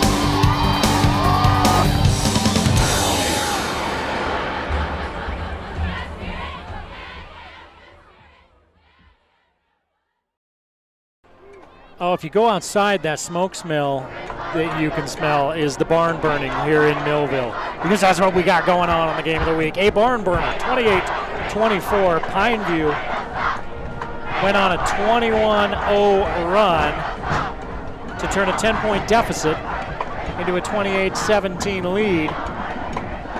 Ridgeline got a gutsy scoring drive at the end of the half, and on 4th and goal inside the 1, punched it in, and then survived a Hail Mary to go into the half down 28-24.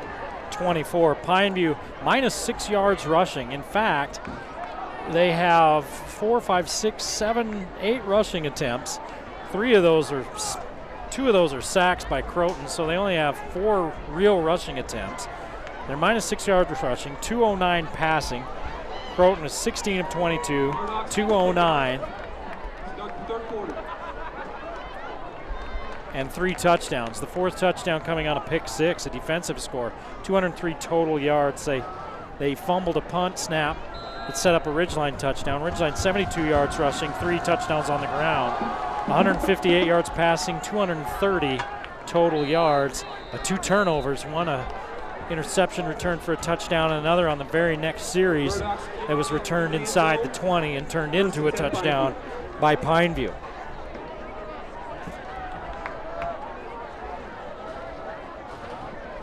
$52 total points at the half. And why? Well, we're not surprised. I'm not. Why would we be? Here's Croton over the middle, a pick! Croton got rid of it in a hurry because he was under pressure, and Miles Eck, falling backwards, reaches over and picks it off. So the team's even at 2 turnovers apiece, and Ridgeline will take the field. The ball at the Pineview 27.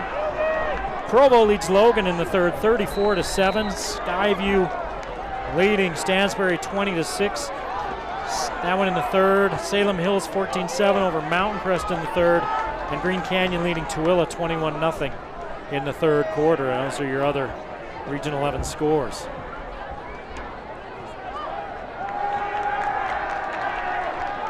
So Ridgeline with another big opportunity.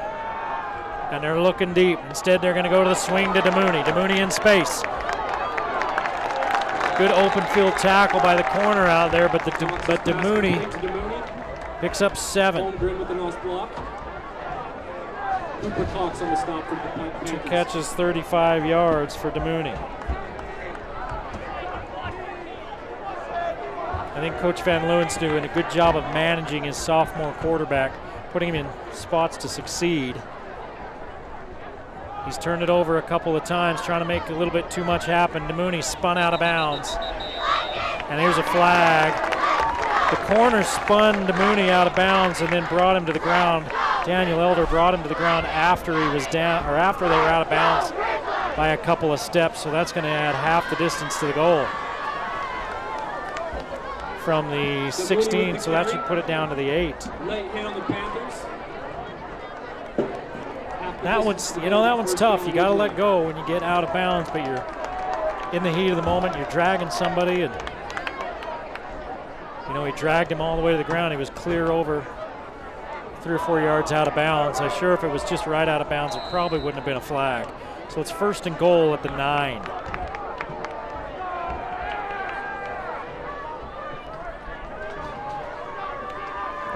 Holmgren to the near side. See if they throw it up for him. They're backing off on the far side. They're going to give to DeMooney. He's got a hole on the right side. It's where he went for his first touchdown there in that first half. He picks up 4. 52 yards on 17 carries. Ridgeline after the interception, looking to take the lead back. It's 28-24 Pineview.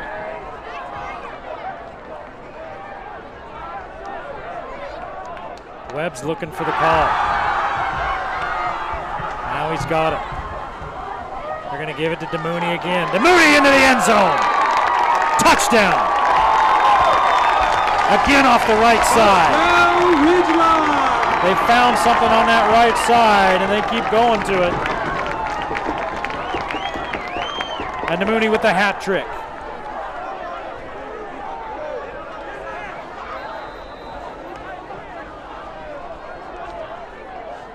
Ridgeline can get a lead and get the ball late in this ball game, their ability to run the ball may be the difference. They may be able to hang on to it and close it out. But we're a long way from that. It's 31-28 with 10:43 to play in the third. Ridgeline back on top in a high scoring.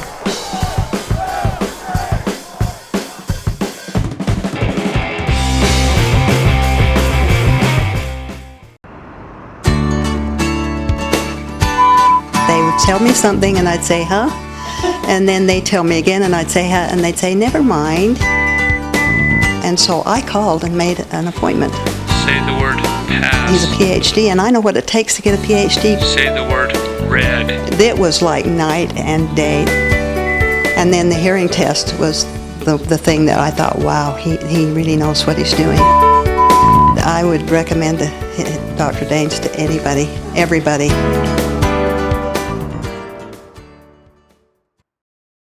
(31-28), so after the turnover, we're even in the turnover battle. Both teams turning it over twice. Both teams getting points off turnovers. Both teams getting touchdowns off those turnovers. We've not had a punt in this ballgame.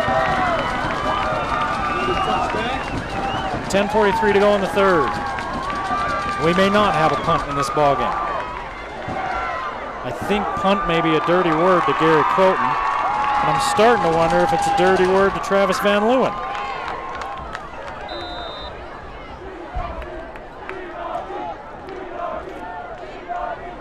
have been multiple fourth down, go for it opportunities. There's a little sit down out pattern. Pass complete to Michael Moore. That's Moore.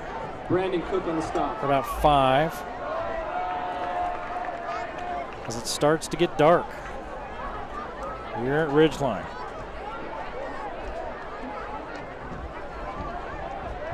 Which isn't going to help me at all. Our spot is up on top of the booth. The lights are in front of us. Croton in trouble. He's been sacked a couple of times. He's got a lot of real estate to the near side. Steps out of bounds, pushed at the last second, and Eck holds up. And Croton with a big run. Croton with the scramble. Takes it up to the original 21 yards for Croton. And he's finally back into the positive in the rushing rushing yardage. Press coverage near side. Somebody coming on late for the defense. That one hop there? Yes. No. They say it's a catch. 5 yards to Moore. He's got 7 catches, 54 yards.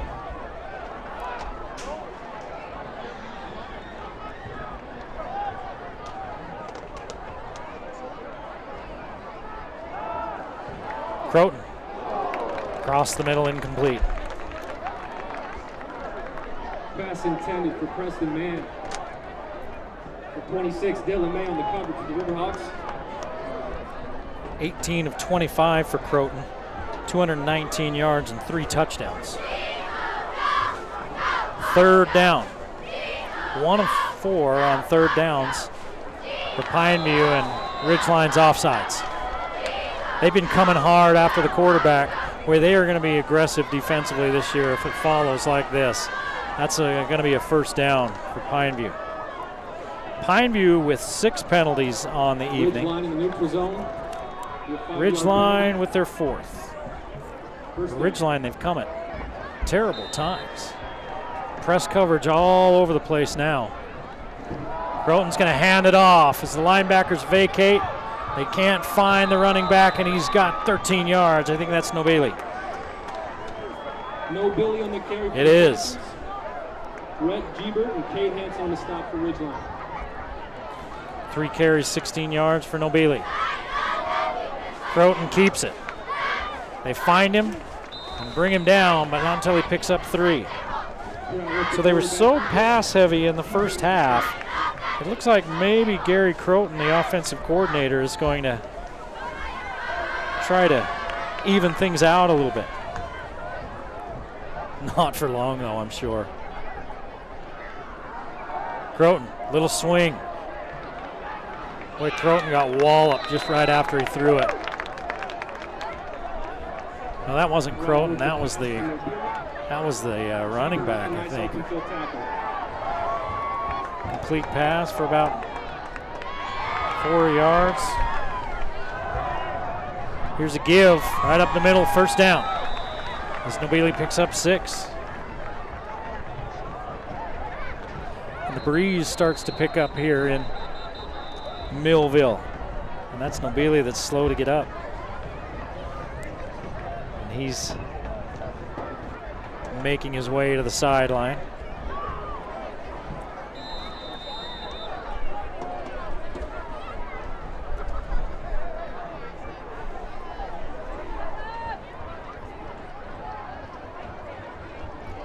Croton with a give.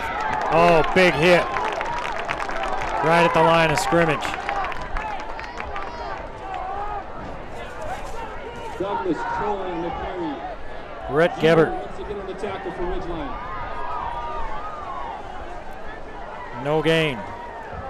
2nd and 10. 8:10 to play in the 3rd.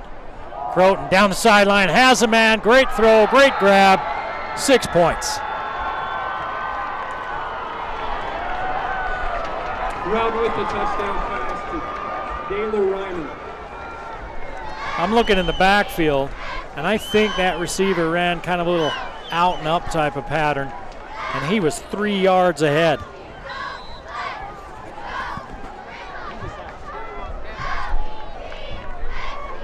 So that's Reimer again.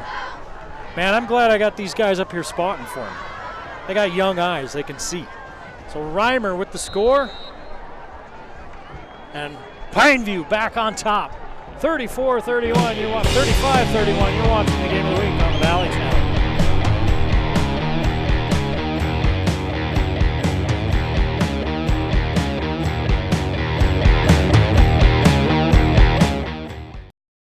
My older brother thought he could do a 360. Yeah, he got maybe a 60 before his face plant. We went to the emergency room and Dad told us to behave because we probably would have to wait a long time. But they brought us right back here and the doctor used x-ray vision to see what the big dummy broke. ER specialists at every one of our 8-star hospitals are dedicated to seeing you fast. Mountain Star Hospitals. Look for the star. Gonna post this on Insta. 35-31 Pineview. It didn't take them long to take the lead back. Reimer with the touchdown grab from Croton. Croton, the senior, he's been impressive. He throws a nice ball. He puts it where it needs to be. He doesn't hold it very long. He's thrown a couple of errant passes, and they have put a lot of pressure on him, and he's stood in there. Both of these quarterbacks impressive tonight. Here's Webb. Webb with a seam. He's out to the 30-yard line. And that's where Ridgeline will take over. So Ridgeline took a 10-0 lead, then a 17-7 lead, then fell behind 28-17, and then they answered and took the lead back 31-28, which I think is a good sign for Coach Van Leeuwen's squad. Now they're in a full-on shootout, and they find themselves trailing by 4 again. Cox is going to be the quarterback. We've seen Jensen for a series and a couple other plays here and there, but they've mostly gone with Cox.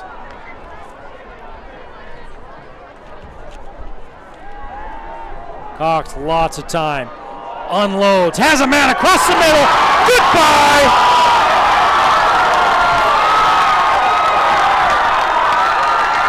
Cox to Simmons. 70-yard touchdown, Ridgeline! 70 yards! Cox to Strat Simmons, the sophomore, with the score. And the seesaw continues to turn here at the Looney Bin.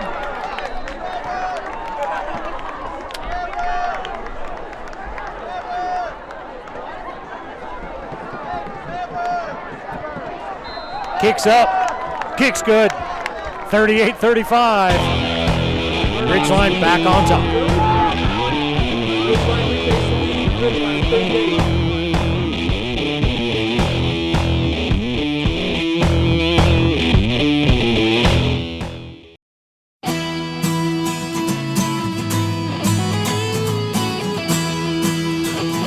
Hey guys, if you've been thinking about a guitar or any other instrument in mind for you or somebody else, we have some great financing options from 6 to 12 months. Yamaha's doing a 12-month plan right now. Come in, get some time to pay it off, and have no interest for up to a year.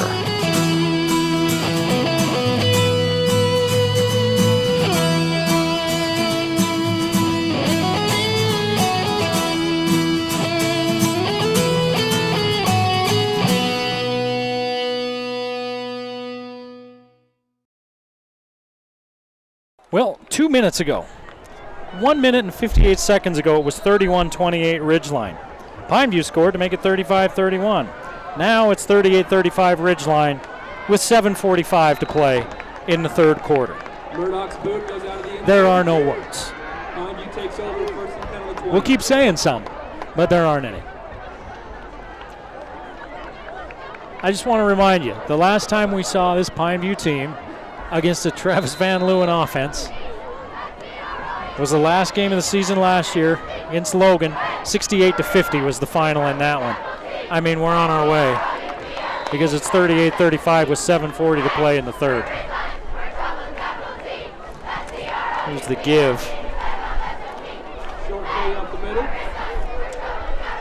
Looked like that was Lung Choi that time with 2 yards.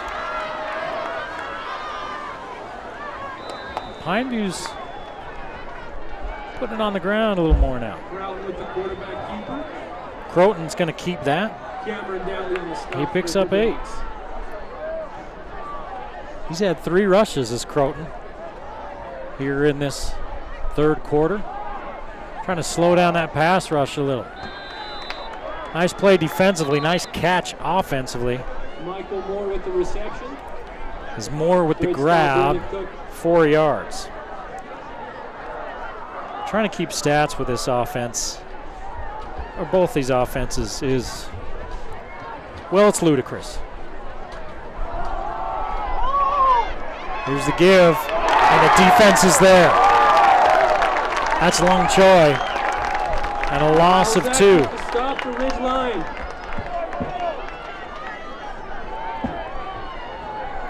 Third down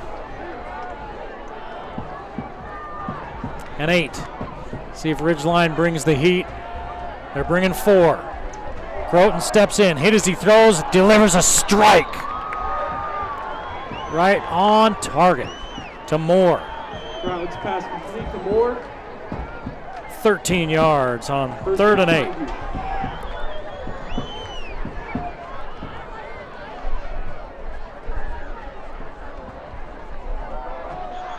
Croton stepping in again, man wide open down the seams.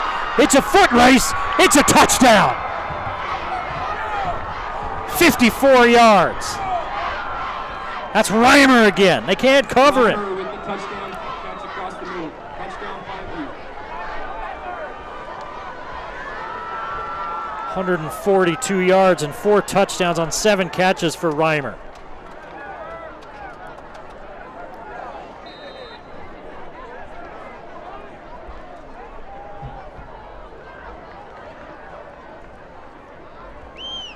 $315 yards and 4 touchdowns through the air, 5 touchdowns through the air for Croton.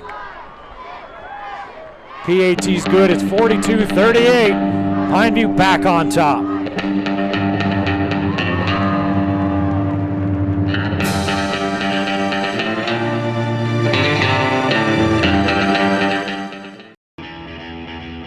At Ultra, we don't believe in limits, or telling runners they can't, or it's not possible.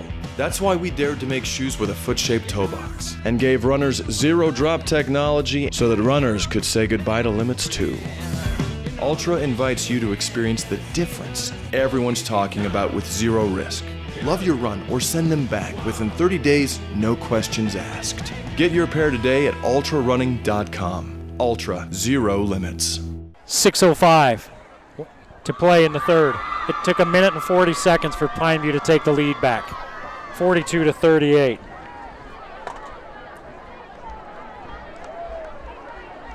This is insane. The kick will not be returnable. Carroll's kick into the end zone.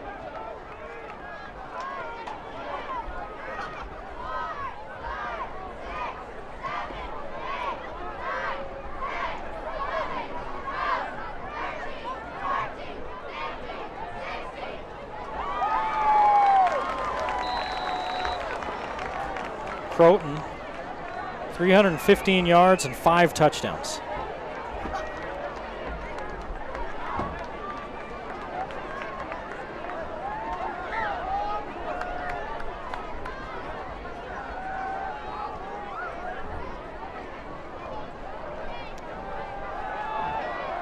Here's the give right up the gut.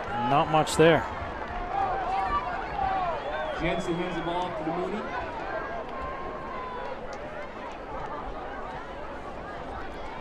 The Mooney, no gain. What did I say about the last team to have the ball? Probably winning this game.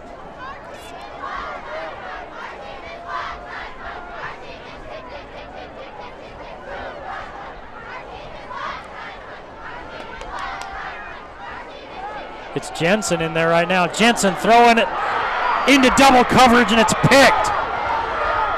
There was only one receiver deep. He was double covered. They threw into double coverage, and it's picked off. Pass intercepted by number 13, Ian Jones. So 3 turnovers now for Ridgeline. And this one sets up the Pineview offense deep in Ridgeline territory.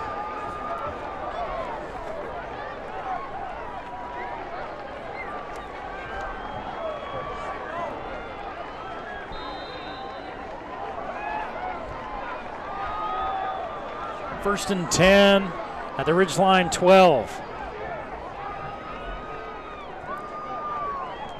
Pineview practices their offense going this fast. I mean, they practice go, go, go, go, go. Here's the give up the middle to Nobili. He's snowed under, but not until he gets inside the 10. Nobili with the carry up the middle for Pineview. He picks up 5. And I'm wondering if maybe Pineview might start wearing Ridgeline down a little bit. They are not big up front. Ridgeline's not. Nobili again. And I think that may be part of the reasoning Pineview is starting to run it more in this second half. First and goal at the 1 as Nobili picks up 6. First and goal, Pineview. And a flag. The ball carrier's hit in the backfield. Can't be delay of the game. No, it's False start on the offense. false start on the offense. 6. That's the only thing that slowed Pineview down tonight. They've turned it over. They've turned it over a couple of times. And once was on the punt, the only punt attempt of the game. They fumbled the snap. They got to get more. There's a lot of hand fighting going on. There's a flag. Who's it on? Seriously, who do you throw that on? They're both grabbing each other, and they always will throw that on the defense, but they're both fighting it. As somebody that used to play defense 50 pounds ago and 30 plus years, I hate that, but it's probably the right call. First down, Pineview. So Pineview with the first down. They'll go half the distance to the goal. As we just got word that Skyview's lead has been trimmed to 20-13 at Stansbury. 4:29 to play here, 42-38. Pineview leading and looking for more.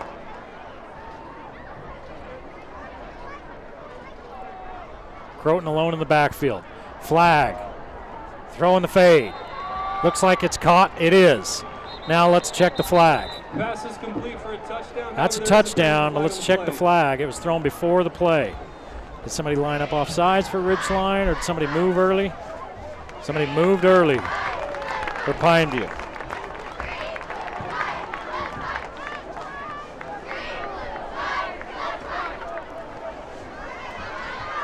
So it's first and goal again, and now it's out at the 6-yard line.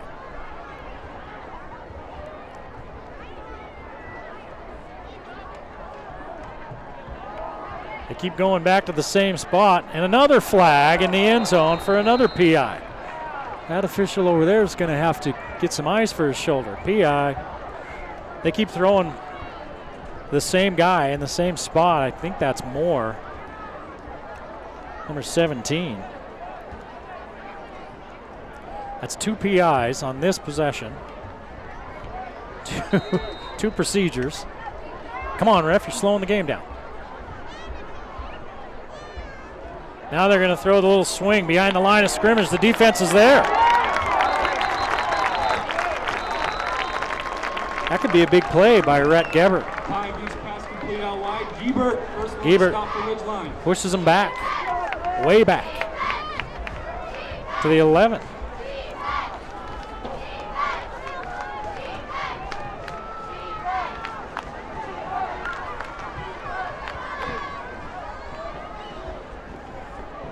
So it's second and goal from the 11. Here comes the blitz from Croton's backside across the middle. Boy, did he thread that in there. Touchdown, he did. I think that might have hit the ground.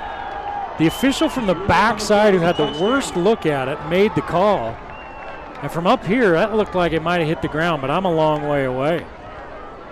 Either way, Croton put it right where he needed to. The only person that could get to that was his receiver. Down at his feet, and his receiver got to it. I didn't even see who it was. 11 yards and a touchdown. And the PAT is up and good. 3:43 to play in the third. It's 49-38. Pine.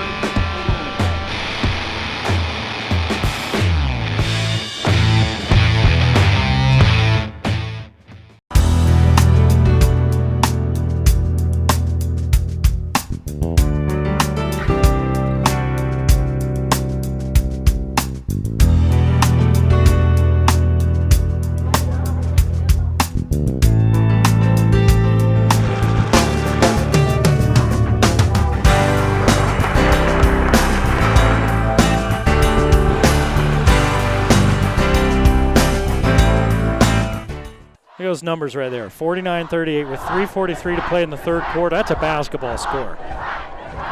If you like defense, I mean, you're twitching, you're itching, you're scratching, you're throwing things. If you like Madden and offense, this is the game for you. Don't get me wrong, there have been some good defensive plays in this game. There's just more offense than defense. I think Coach Van Leeuwen might be onto something here with his offense. But this Pineview defense is so good. Or this Pineview offense, excuse me, is so good. There's a flag back at the 21. All of a sudden, it's been flag central for Ridgeline.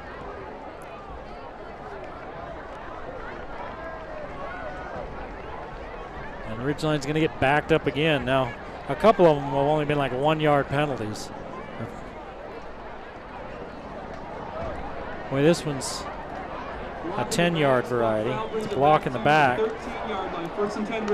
30, 40, 50, 55 yards in penalties for Ridgeline. Pineview.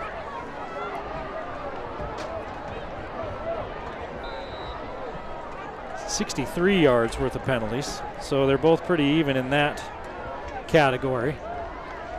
We're still in the third quarter. 3:35 to play, and Cox is back in at quarterback.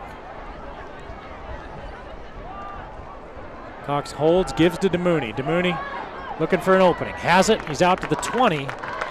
He picks up 8. 323 yards and 6 touchdowns for Croton. On the other side of the ball, DeMooney has 65 yards on 20 carries. Here's the give to White. Haven't used him much since the first quarter. He finds an opening down the sideline. He's out near midfield. He started one way and cut back the other. He's got 28 yards with that run. 5 carries, 40 yards for White. It's an 11-point Pineview lead, 49-38.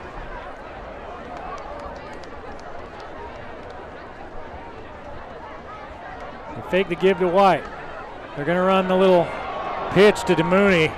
And Pineview had that one sniffed out, and DeMooney still gained yardage. He's fast. He's fast. DeMooney on the carry out wide. No gain? No, he got back to the line of scrimmage. They didn't give him a gain. It looked like he gained a yard or two, but they said he stepped out of bounds right at the sticks.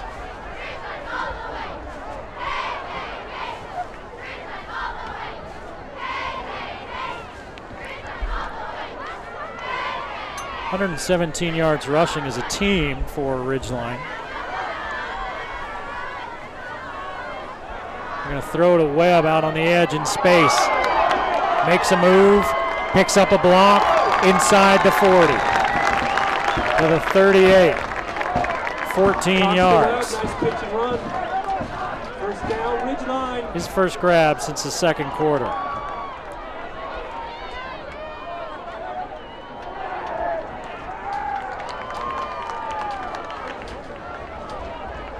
$259 yards passing. Now for Cox. Fakes the give, throws just wide of his intended target. That was Simmons. Pass intended for Scott Simmons, complete.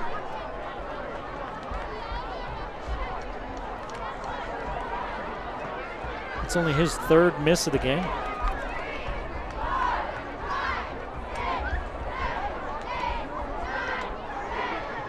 18 of 21. Unofficially. 2:27 to play in the third. Here's the give to DeMooney, going up the right side, big hole. DeMooney still on his feet, hauled down, but not until he picks up a first down down to the 25-yard line. 13 yards for DeMooney. DeMooney takes the counter all the way to the 25. First down, Ridgeline. DeMooney approaching 100. He's at 78 on 22 carries.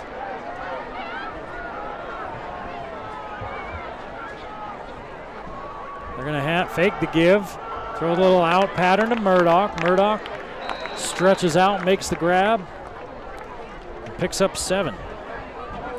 Carter Murdoch on the reception.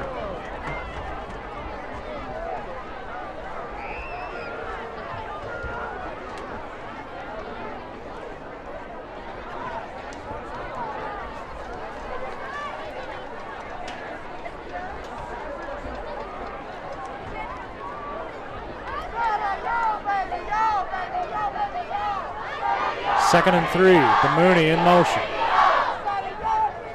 They're going to give it to White as they move the linebacker with the motion. White, he had lots of room off the edge and he tripped just as he got into the clear. Brings up a 3rd and short. Boy, they're not going to give him the first down. Man. 3rd and short. Again, you can't get much closer to that than the first down. I'd almost ask for a measurement, but the officials are pretty sure about it. Give to DeMooney off the right side. DeMooney's got the first down, still on his feet. Turns the corner, near the pylon and out of bounds, short of the goal. DeMooney bounces outside. Takes 13 yards for DeMooney.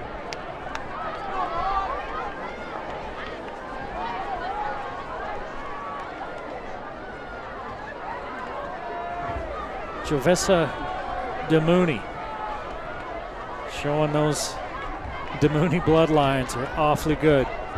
Big brother playing at Stanford. White in motion, takes a backer with him. Hand late to DeMooney, looking for the goal line. Touchdown! Touchdown, Ridgeline!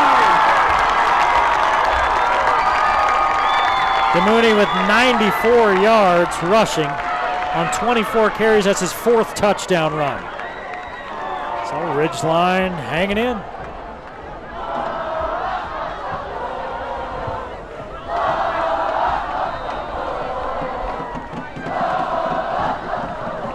They're going to kick.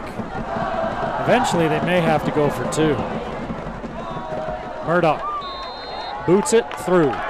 49-45, 44 seconds to play in the third quarter. You're watching the Game of the Week on the Valley Channel. Ridgeline trails Pineview.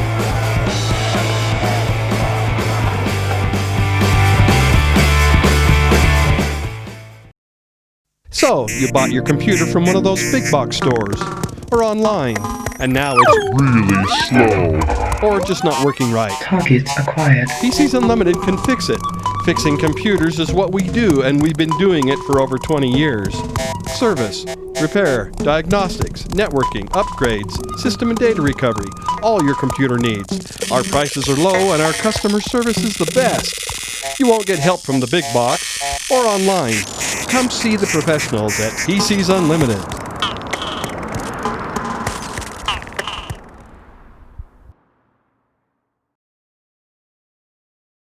.45 as the kick sails out of the end zone. 44 seconds to play here in this third quarter. Right now, the difference in this game is a turnover.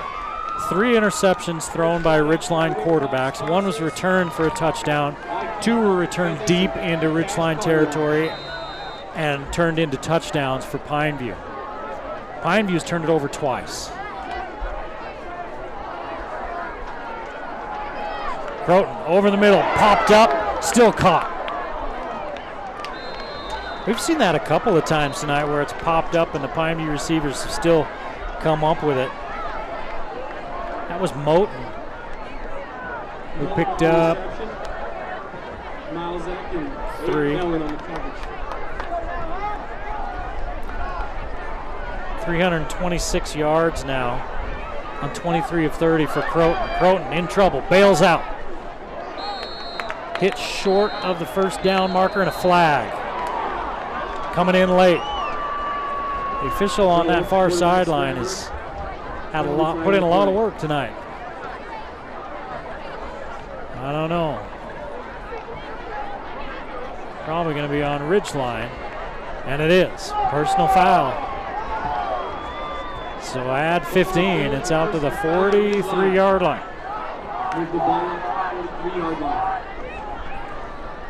So add that to 4 yards for the Croton run. Croton was the quarterback, and somebody stuck their helmet in there a little late. And they just don't let you do that anymore. This is a game that, win or lose, as we got a timeout on the field. That's the end of the quarter. 49-45 at the end of 3. Pineview leads Ridgeline. Back with the final quarter right after this.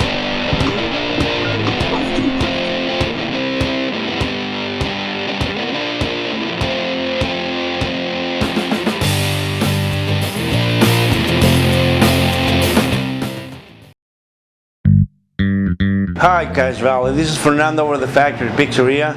We're running a special right now. We're giving a free nachos when you buy a large pizza with 3 toppings. Just mention this and you're gonna get a free nachos every time you come. The Factory Pizzeria is located in 119 South Main, below the Gias in the basement. Come see as soon as you can. Thank you.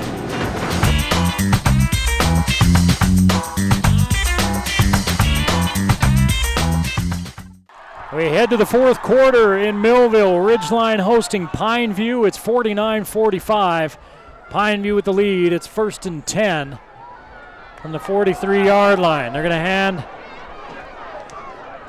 to Lung Choi. He's going to pick up good yardage. He picks up 9.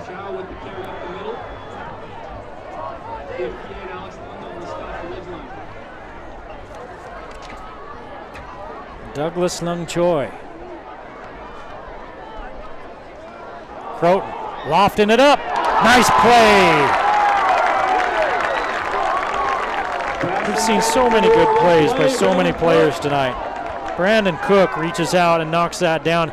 If he doesn't get his hand on that, Moore is scoring.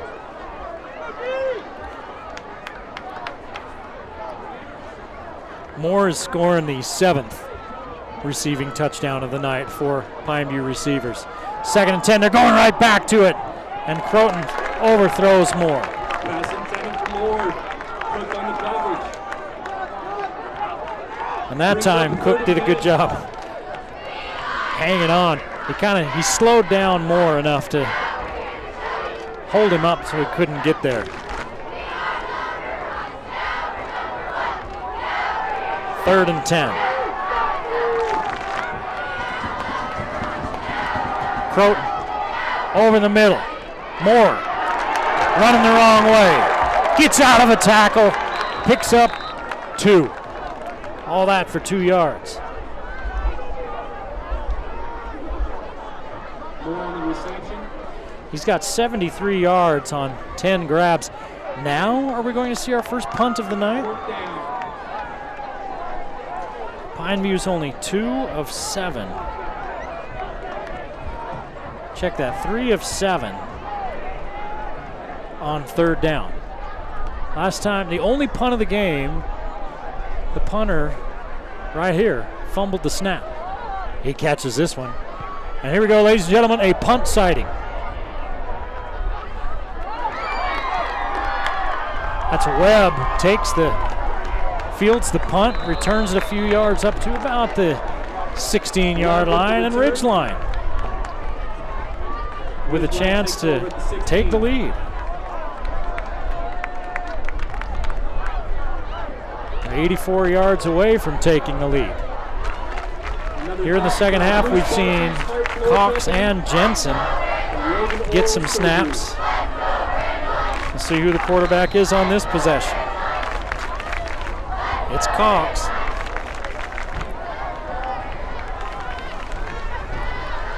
The sophomore, 18 of 21 for 266 yards and a touchdown. He's thrown 2 interceptions. 1 return for a touchdown. DeMooney to this side, see if they throw the little screen to him. They do. DeMooney's got blocking. You know, when you're the receiver out there blocking like that, you just really hope that back gets there fast. It's so hard to block those guys out there like that. Good job by the offense. Both of these receiving cores, that's an 11-yard pitch and catch. Both of these receiving cores have done well.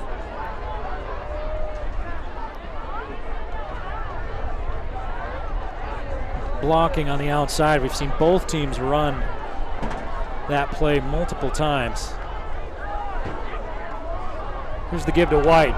DeMooney leads the way. White turns the corner, steps out of bounds after a short gain, maybe 3. He's got 46 yards on 7 carries. Guys, we've got a lost iPhone in the press box. Come see us for a lost iPhone. 152 yards on the ground so far for Ridgeline. DeMooney has 94 of them.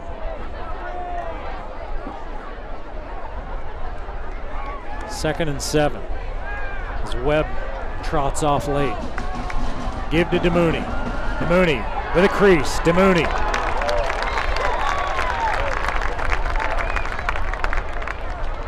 $12 yards for DeMooney. So he's over 100. 106, 25 carries.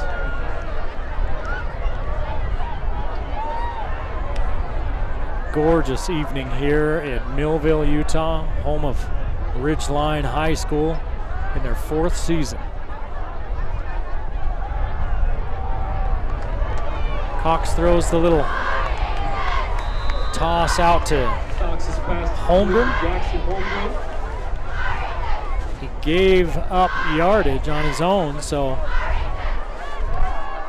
it's going to be about it's going to end up being about a 5-yard gain.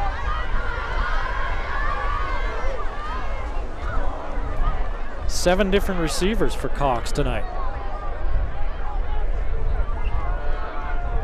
282 yards and a touchdown. And he's going to toss it again. He's got pressure. Has a man, it's Dally. Dally back to the middle in Pineview territory. Dally on the reception. 13 yards for Dally. In the Pineview territory, 1st and 10 to 44.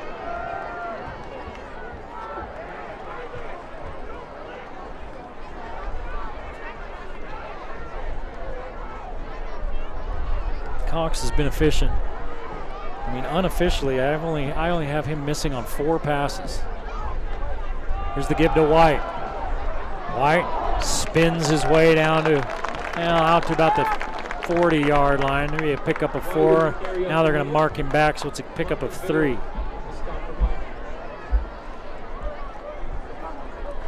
White, just a sophomore, along with Cox. Going to have some guys back next year. I mean, we just started this year. What are we talking about next year for? DeMooney's a junior. We've got White out for the swing. He's in space. Let's see what he can do. He's got the first down. He's got more.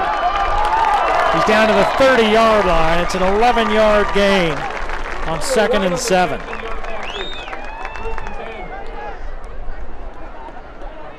Going back to the stop for Pineview.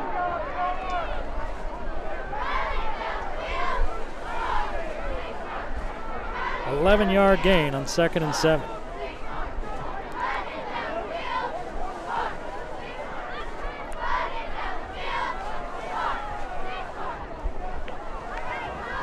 Cox is over 300 yards. Here's the little screen again.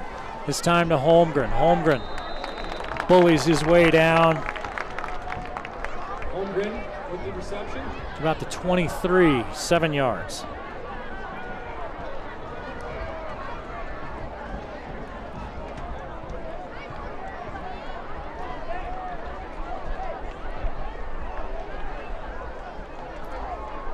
Of 27, 313 yards now for Cox, looking for the go-ahead score on this possession. Give to DeMooney.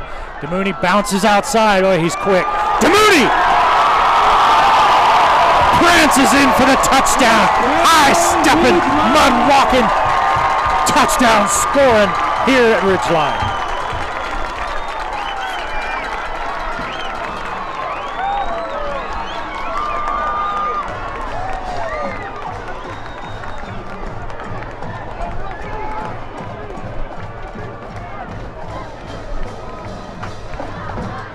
.23 yards.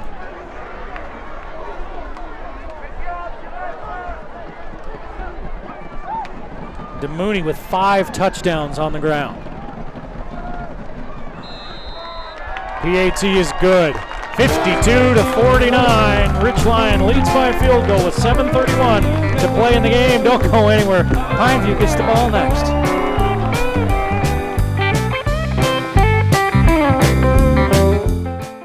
I have an awesome workout for you here in Thailand. Let's get started.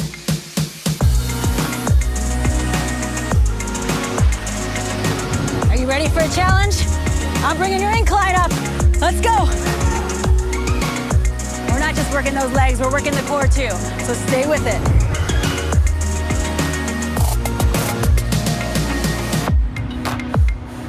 Let's get going. You got 30 seconds. Let's push it out. That's it. Stay with me. Really lengthen that stride. You've got 3 intervals left. Stay strong. We only have a few more. You gotta stay with it. I know it's not easy, but you're almost there. Let's go. Last 3, 2, 1. Yes. Nice work. You crushed it.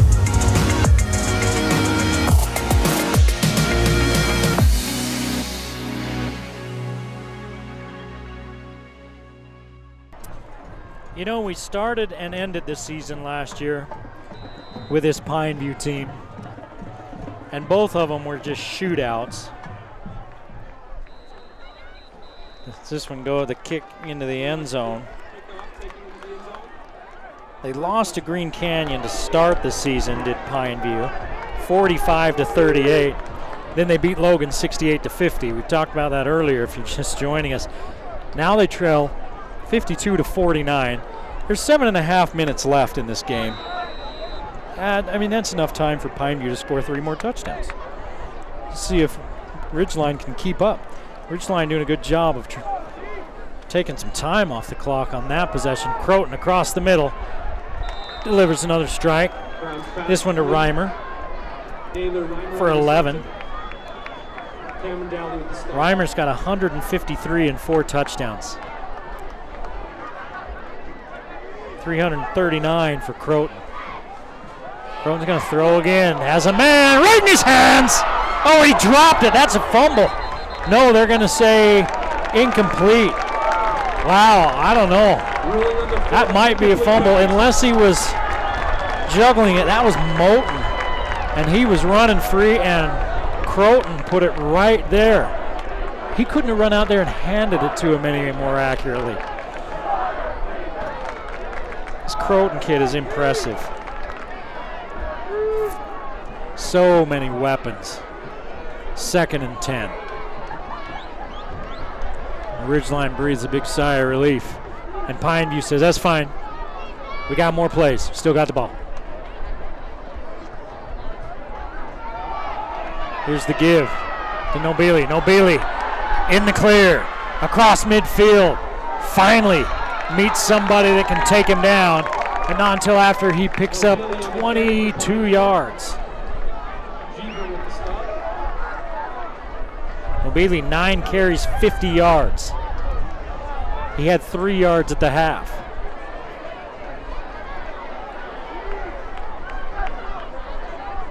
Everybody creeping up for Ridgeline. Here they come. They run the screen. Reimer. Good night. There's a flag in the backfield. And it's probably going to be roughing the passer. There's a penalty flag back at 45. The way Eck is acting, it is. It's roughing the passer. Doesn't matter. Does not matter.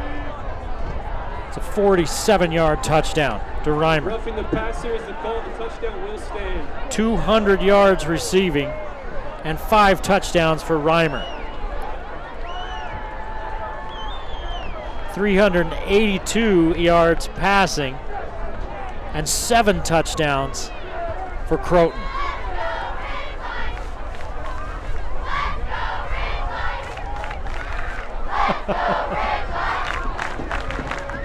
They're going to score more in this game than they did in that last game against Logan, at least between the two teams.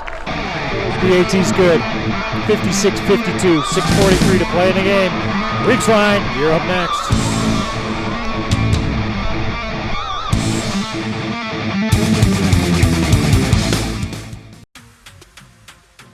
It's time for Wendy's Bacon Fest.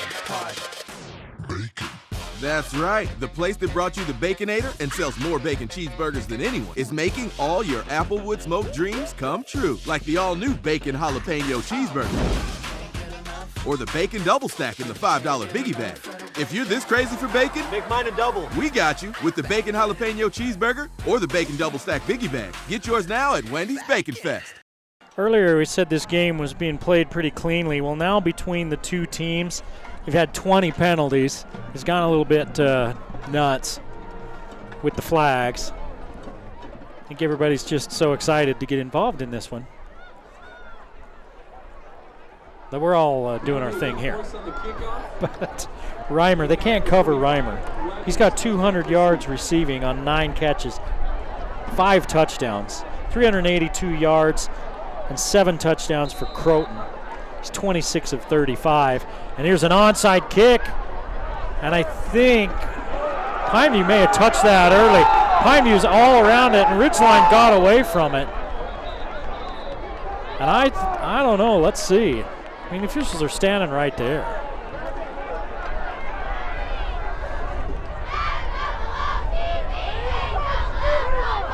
There's a flag on the far sideline. I think his coaches are on the field. Really a sideline one. I don't think the officials know what they're going to call. Illegal touching. Okay, they figured it out. They all got together. They talked about it, which is what you're supposed to do. So Pineview touched it before it went 10 yards. When there was a big group of people, it looked like it might have touched one of the Pineview players as he was running past it. If not for that, that was executed almost perfectly by Pineview. They showed it, they did it. Ridgeline got away from it, and Pineview just kind of kept following the ball until there was nothing but white jerseys around it, and it got to 10 yards and they pounced. But they touched it too soon. And Ridgeline with an empty backfield, 5 wide receivers for Cox. 3-man rush. 8 out there, and Mooney can't catch it. Cox kind of throws his head back like, because DeMooney had space. And he has shown already he is fast. Cox 313 yards and a touchdown. 23 of 28. 2 picks in his debut as a sophomore.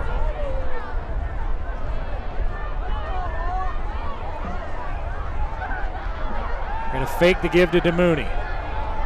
He's going to go underneath to Webb. Webb, did he catch it? He did. There's a flag back in the area of a hold. There's only a 3-man rush, and they held. No, it's an illegal man downfield for Ridgeline.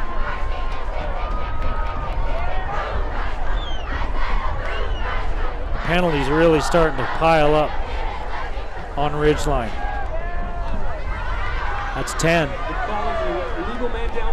And they've had a couple that have been declined. So now it's 2nd down and 15. Clock runs with 6.5 to play. This possession could be the ball game for Ridgeline, because if Pineview gets the ball back, they're not going to run the clock out. They're just going to put another touchdown up. Say, fine, go ahead. See if you got enough time to score 2 on us. 3-man rush. Cox, lots of time. Over the middle. Good grab. Webb, 9 yards by Webb. Carson Ortiz on the cover for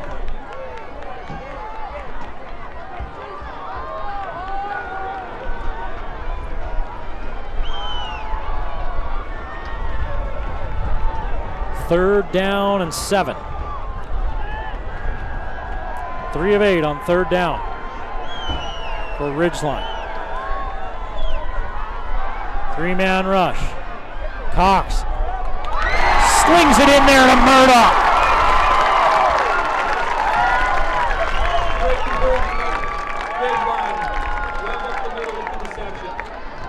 23 yards on 3rd and 8.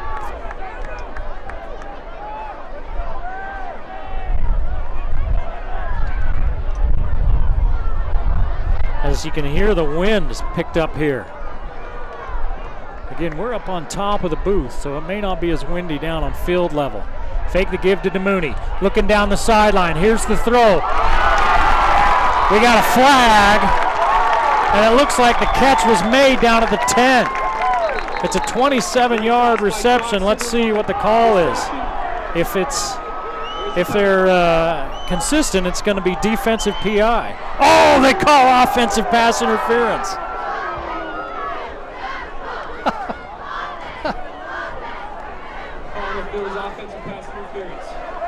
The DB never turned around, and they call offensive pass interference, so he must have pushed off.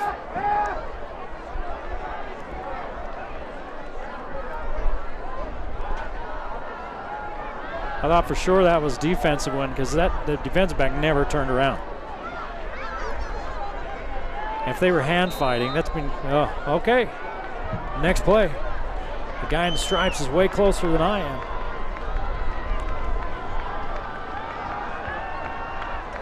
They're looking for it again, another double move. It beat him again, but this time Cox lays it out there a little too far. Simmons the intended target. Brings up 2nd down. Now it's 2nd down.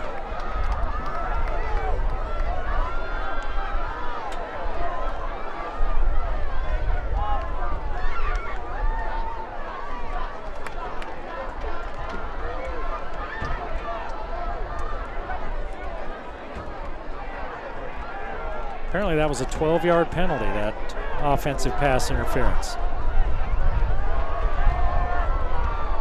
They marked off 12 yards on that.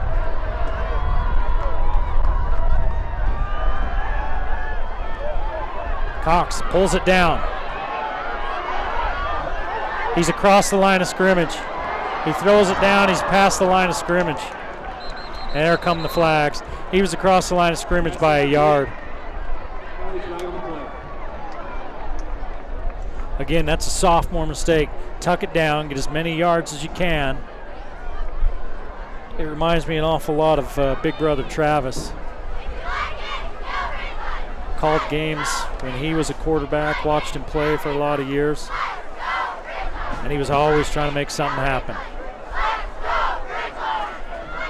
So another penalty, and that's a loss of down. It's going to be 3rd and forever. So Ridgeline with a pile of penalties.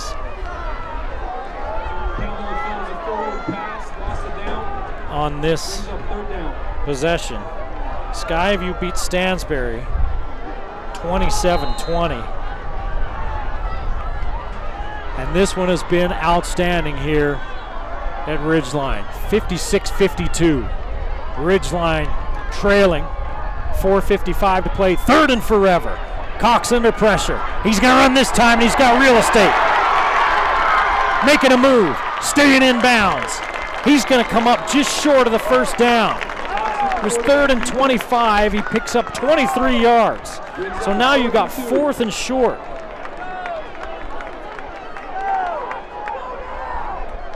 Let's go, Hawks fans. Cheer us on. Let's go. 4 of 9 on 3rd downs tonight. Before that play, it's 4th and 2. And this is probably your ball game. 56-52. They're going to need new light bulbs for the scoreboard here when this one's done. 4th and 2. They're going to give it to White. 1st down and more.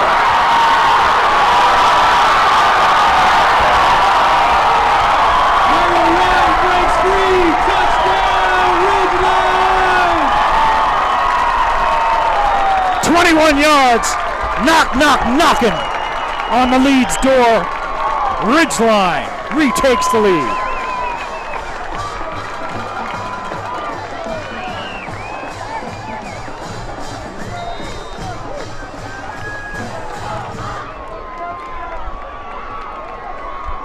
78 yards and 2 touchdowns for White on 9 carries.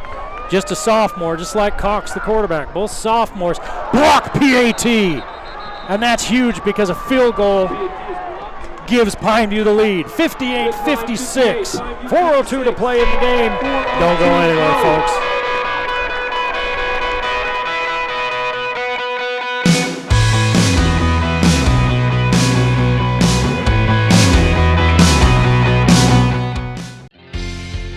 In Utah, taking the lead is always greater than following.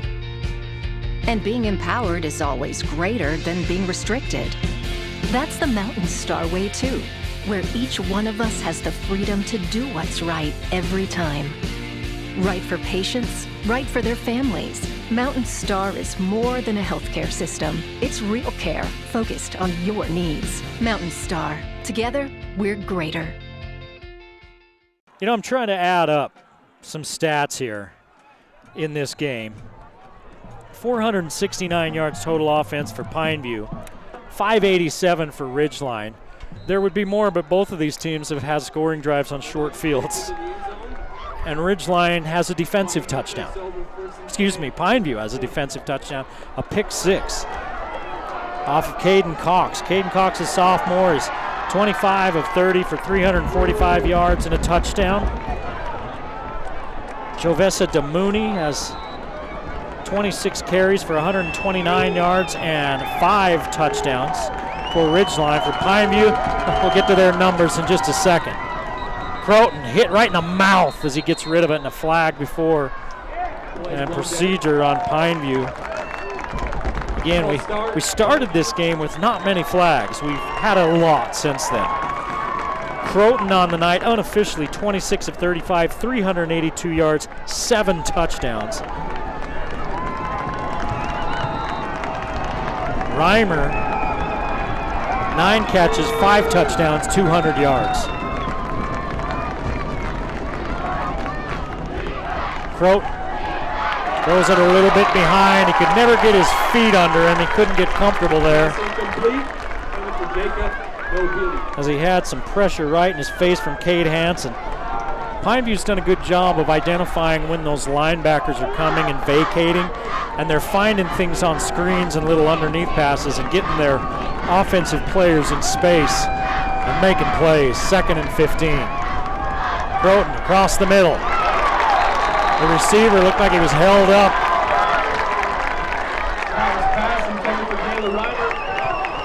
And I think Eck might have gotten away with a defensive hold as that one goes incomplete. 3rd and 15. And the crowd's on their feet.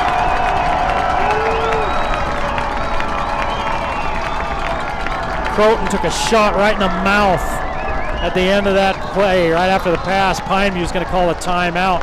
3:52 left in the ball game. Ridgeline has been called for roughing the passer 2 or 3 times in this game already. I think it's been part of their game plan.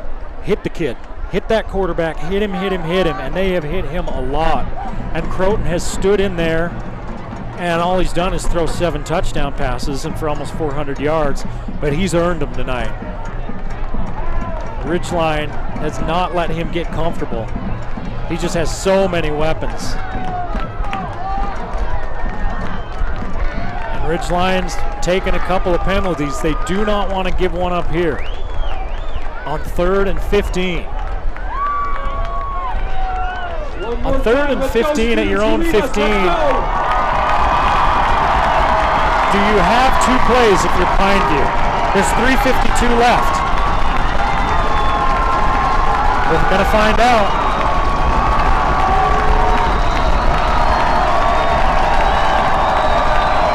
Reimer in motion. Croton over the middle. Man running free. It's Moulton. Big gain on 3rd and 15. Crowd's pass complete to Isaiah Moulton. Moulton runs out of bounds inside the 64 yards. 446 yards for Croton. 137 yards receiving for Moten, and a flag offsides on the defense.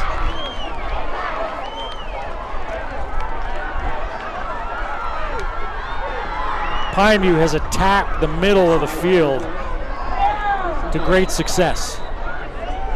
They're coming after the quarterback, but if they don't get there, he's making them pay, and he made them pay that time. Here they come off the edge. Croton, pick!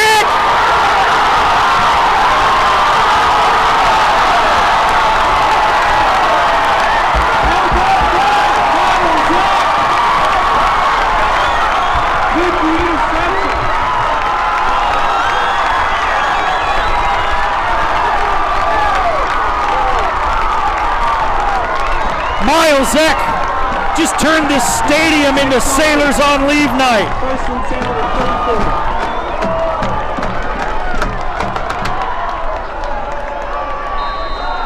We're delirious down below us. And Ridgeline, with a 58-56 lead, takes over. They've shown the ability to run the ball tonight. Let's see if they can do it now when it really matters.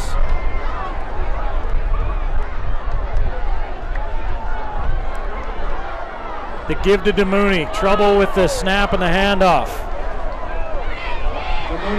Pineview has 2 timeouts left, and Ridgeline will not be in a hurry. However much time they leave Pineview will be too much.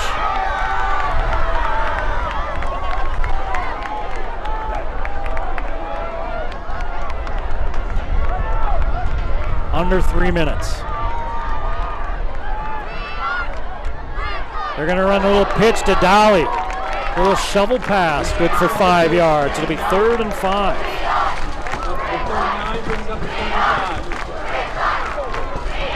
Coach Van Leeuwen's called a pretty good game for his sophomore signal caller. He's put Cox in positions to succeed. And for the most part he has. He's 26 of 31, 350 yards and a touchdown. He has thrown 2 interceptions, one that was returned for a touchdown. So it hasn't been all unicorns and rainbows for the sophomore.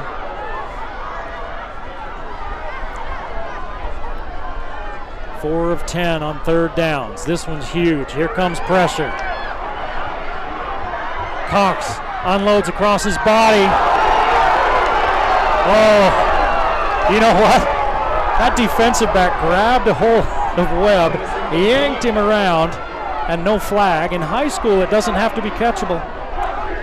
And the officials decided not to throw it. 1:57 to play, and Ridgeline will punt for the first time. No, they won't. Oh my gosh.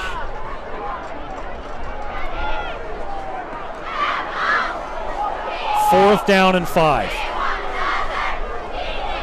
And Travis Van Leeuwen, stone cold, and Pineview's going to take a timeout. Let's see if Pineview took it. So Ray Hosner's going to take the timeout. Second timeout of the half. Travis Van Leeuwen showing some intestinal fortitude as a coach. You know, with the new playoff system, it's more like an RPI thing. A percentage of where everybody makes the playoffs now, but where you're seated depends on your record, the teams that you beat record, the teams that you've lost record. There's all something that goes into that. Pineview's going to be a very good team. Even if Ridgeline loses to them, it's non-region. It would help their RPI for playoff seeding. So that makes even these early season games that used to just be more of a practice game, it puts a little bit more emphasis on them for playoff time.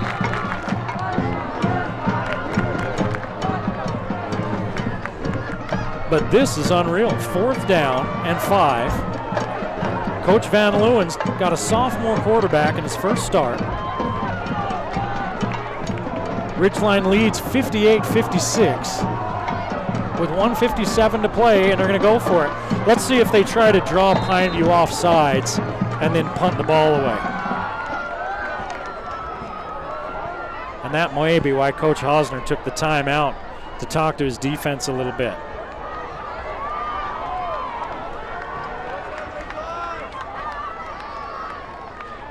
And Pineview showing good discipline. Good discipline by Pineview. And that's a great timeout by Coach Hosner, because he had his team out there with their back to the wall a little bit and all keyed up. He took that timeout, got his defense over there, settled them down, let them know, hey, they're probably going to try to get us offsides. Keep your head. We've just seen such a great game all the way around, from players making plays to these coaches. Travis Van Leeuwen, I think, is an up-and-coming star. It's his second year as a coach. First year at Logan, he resurrects a floundering program, takes him to the playoffs. And it looks like he may be on to something here at Ridgeline as well, because they are leading a very good Pineview team 58-56 with less than 2 minutes to play in the ball game. Now, they still didn't bring the punter out.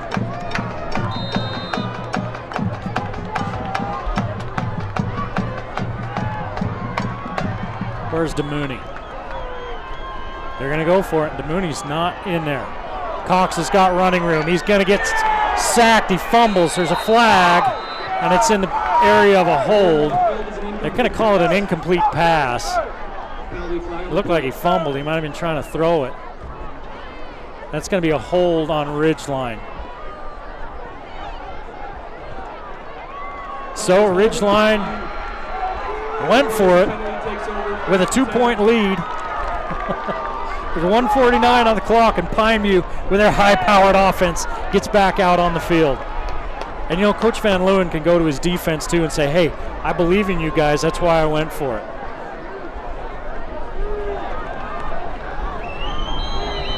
Well, that's a tall order, putting him out there against this offense. Croton, hands off. A field goal wins this game. Pineview's down to their last timeout, and the clock runs. Nobili with a yard. 1,000 yards of total offense in this one. Little swing pass to Nobili. He's got blocking. He's got good blocking. And Ridgeline defenders wanting a holding call. They're not going to get it. All the times that both teams have run that play, they've only called holding once on either team, and that was against Pineview, I believe. I don't think they called it against Ridgeline.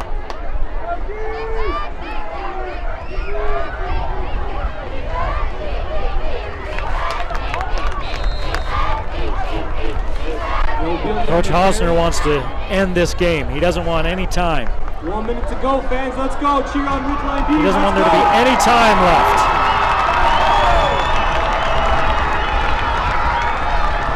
There's 50 seconds left. They're going to give it to Nobili. Nobili's near the marker. He's going to be... Now they keep walking downfield, so it looks like he's at the marker. And if you're defensive Ridgeline, you can't go to sleep here. It's 3rd and a yard. Can't go to sleep here. This might be the time they take a shot. Oh, they're going to hand it off, and a loss. 35, Aiden Mellon, the senior, with the stop for a loss, and Ridgeline wants a timeout. So it's 4th down. It's 4th and 2.5. If you're Pineview, are you going to go for the field goal now, or are you going to go for it? With 16 seconds to play. Freshman football players, please meet. 16 seconds left in the game. 58-56 Ridgeline. It's been back and forth. Both teams have come from double-digit deficits. They've come from behind to take leads. Both teams with turnovers. Croton's thrown for 446 yards.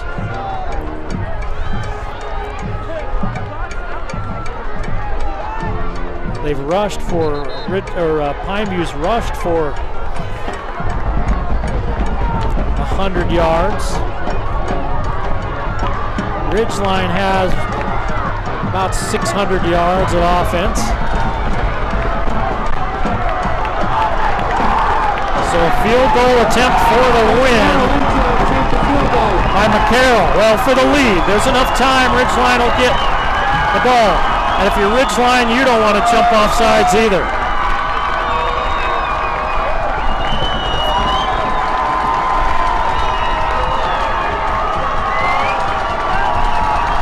.33 yards straight away.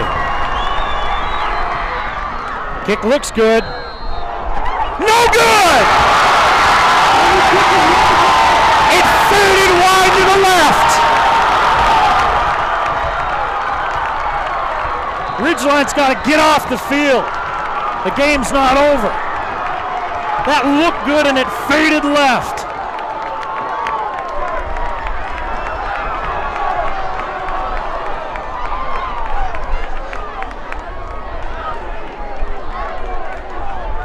Ridgeline, a bunch of players stormed the field. There's still 13 seconds left. The white hat threw the flag. Do they give him a warning or do they call a penalty? Unsportsmanlike on Ridgeline. It's their ball. There's one timeout left for Pineview. You're going to take a couple of knees here.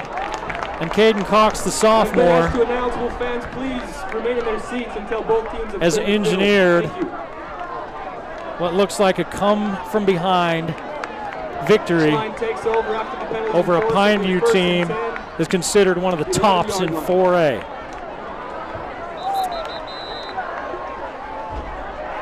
Ridgeline short a player. You can snap the ball if you're short one. Hurry on in there, Damian Bamey.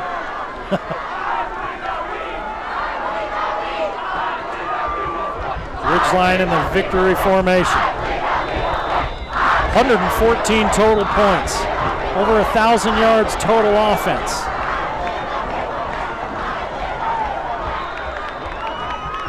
And Ridgeline has to call timeout and make sure they've got everybody they need out there. Ridgeline uses another timeout.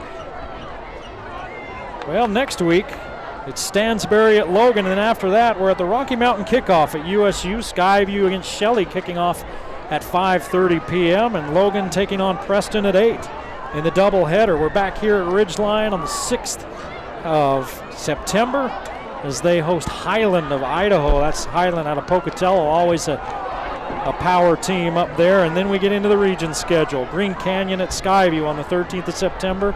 Mountain Crest at Green Canyon on the 20th of September, and then Green Canyon again as they take on Bear River on the 27th of September. Into October at Skyview at Logan, Mountain Crest at Ridgeline, and we end off with Providence Hall at Skyview, and then the first two rounds of the playoffs. But what a way to get the 2019 football season kicked off here tonight in just an unreal game.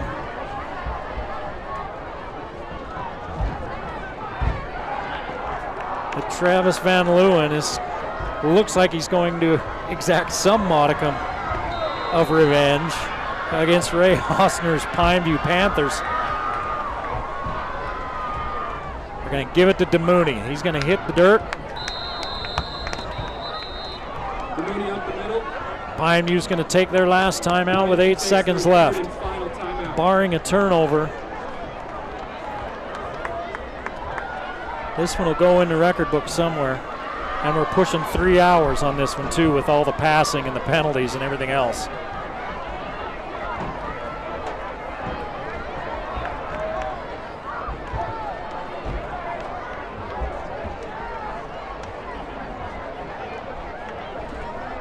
.93 yards rushing for Pineview, 452 yards passing, so 545 yards total for Pineview. 121, 191, 129, 159, 235,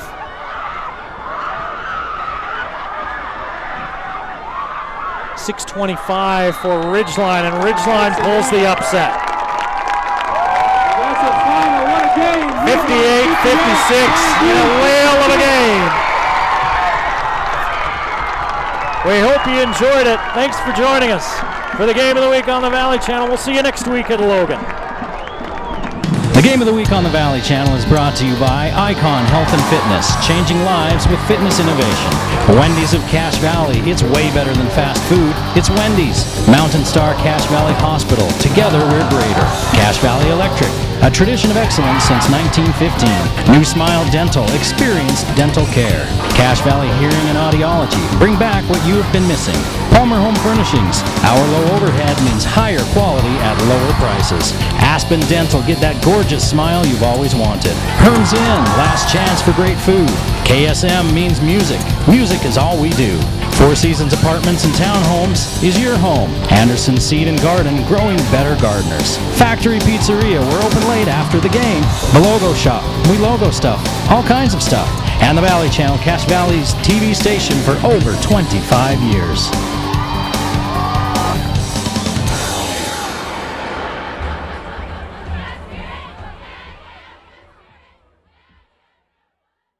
It's over?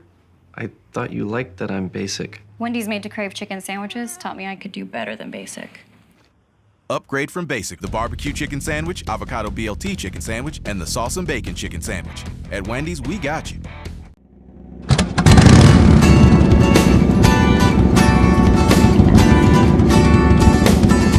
Why are we starting to lose our hearing? Is it genetic? Is it environmental? What's happening to us? There's many things. Genetics can take a part of it.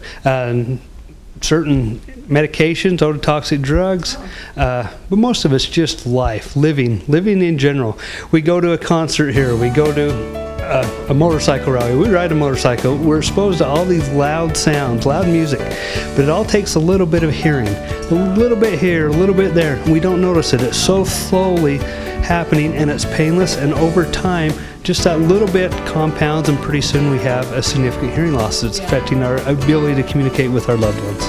If you are experiencing any kind of problem, be you my age or be you younger, why don't you give Dr. Daines a call here at Cache Valley Hearing. Tell us where we are, Dr. Daines, and how they can get hold of you. We're at 485 North Main Street in Logan, and you can just give us a call at 435-753-4327 or at 753-HEAR here. Okay, well that's a good, that's very apt.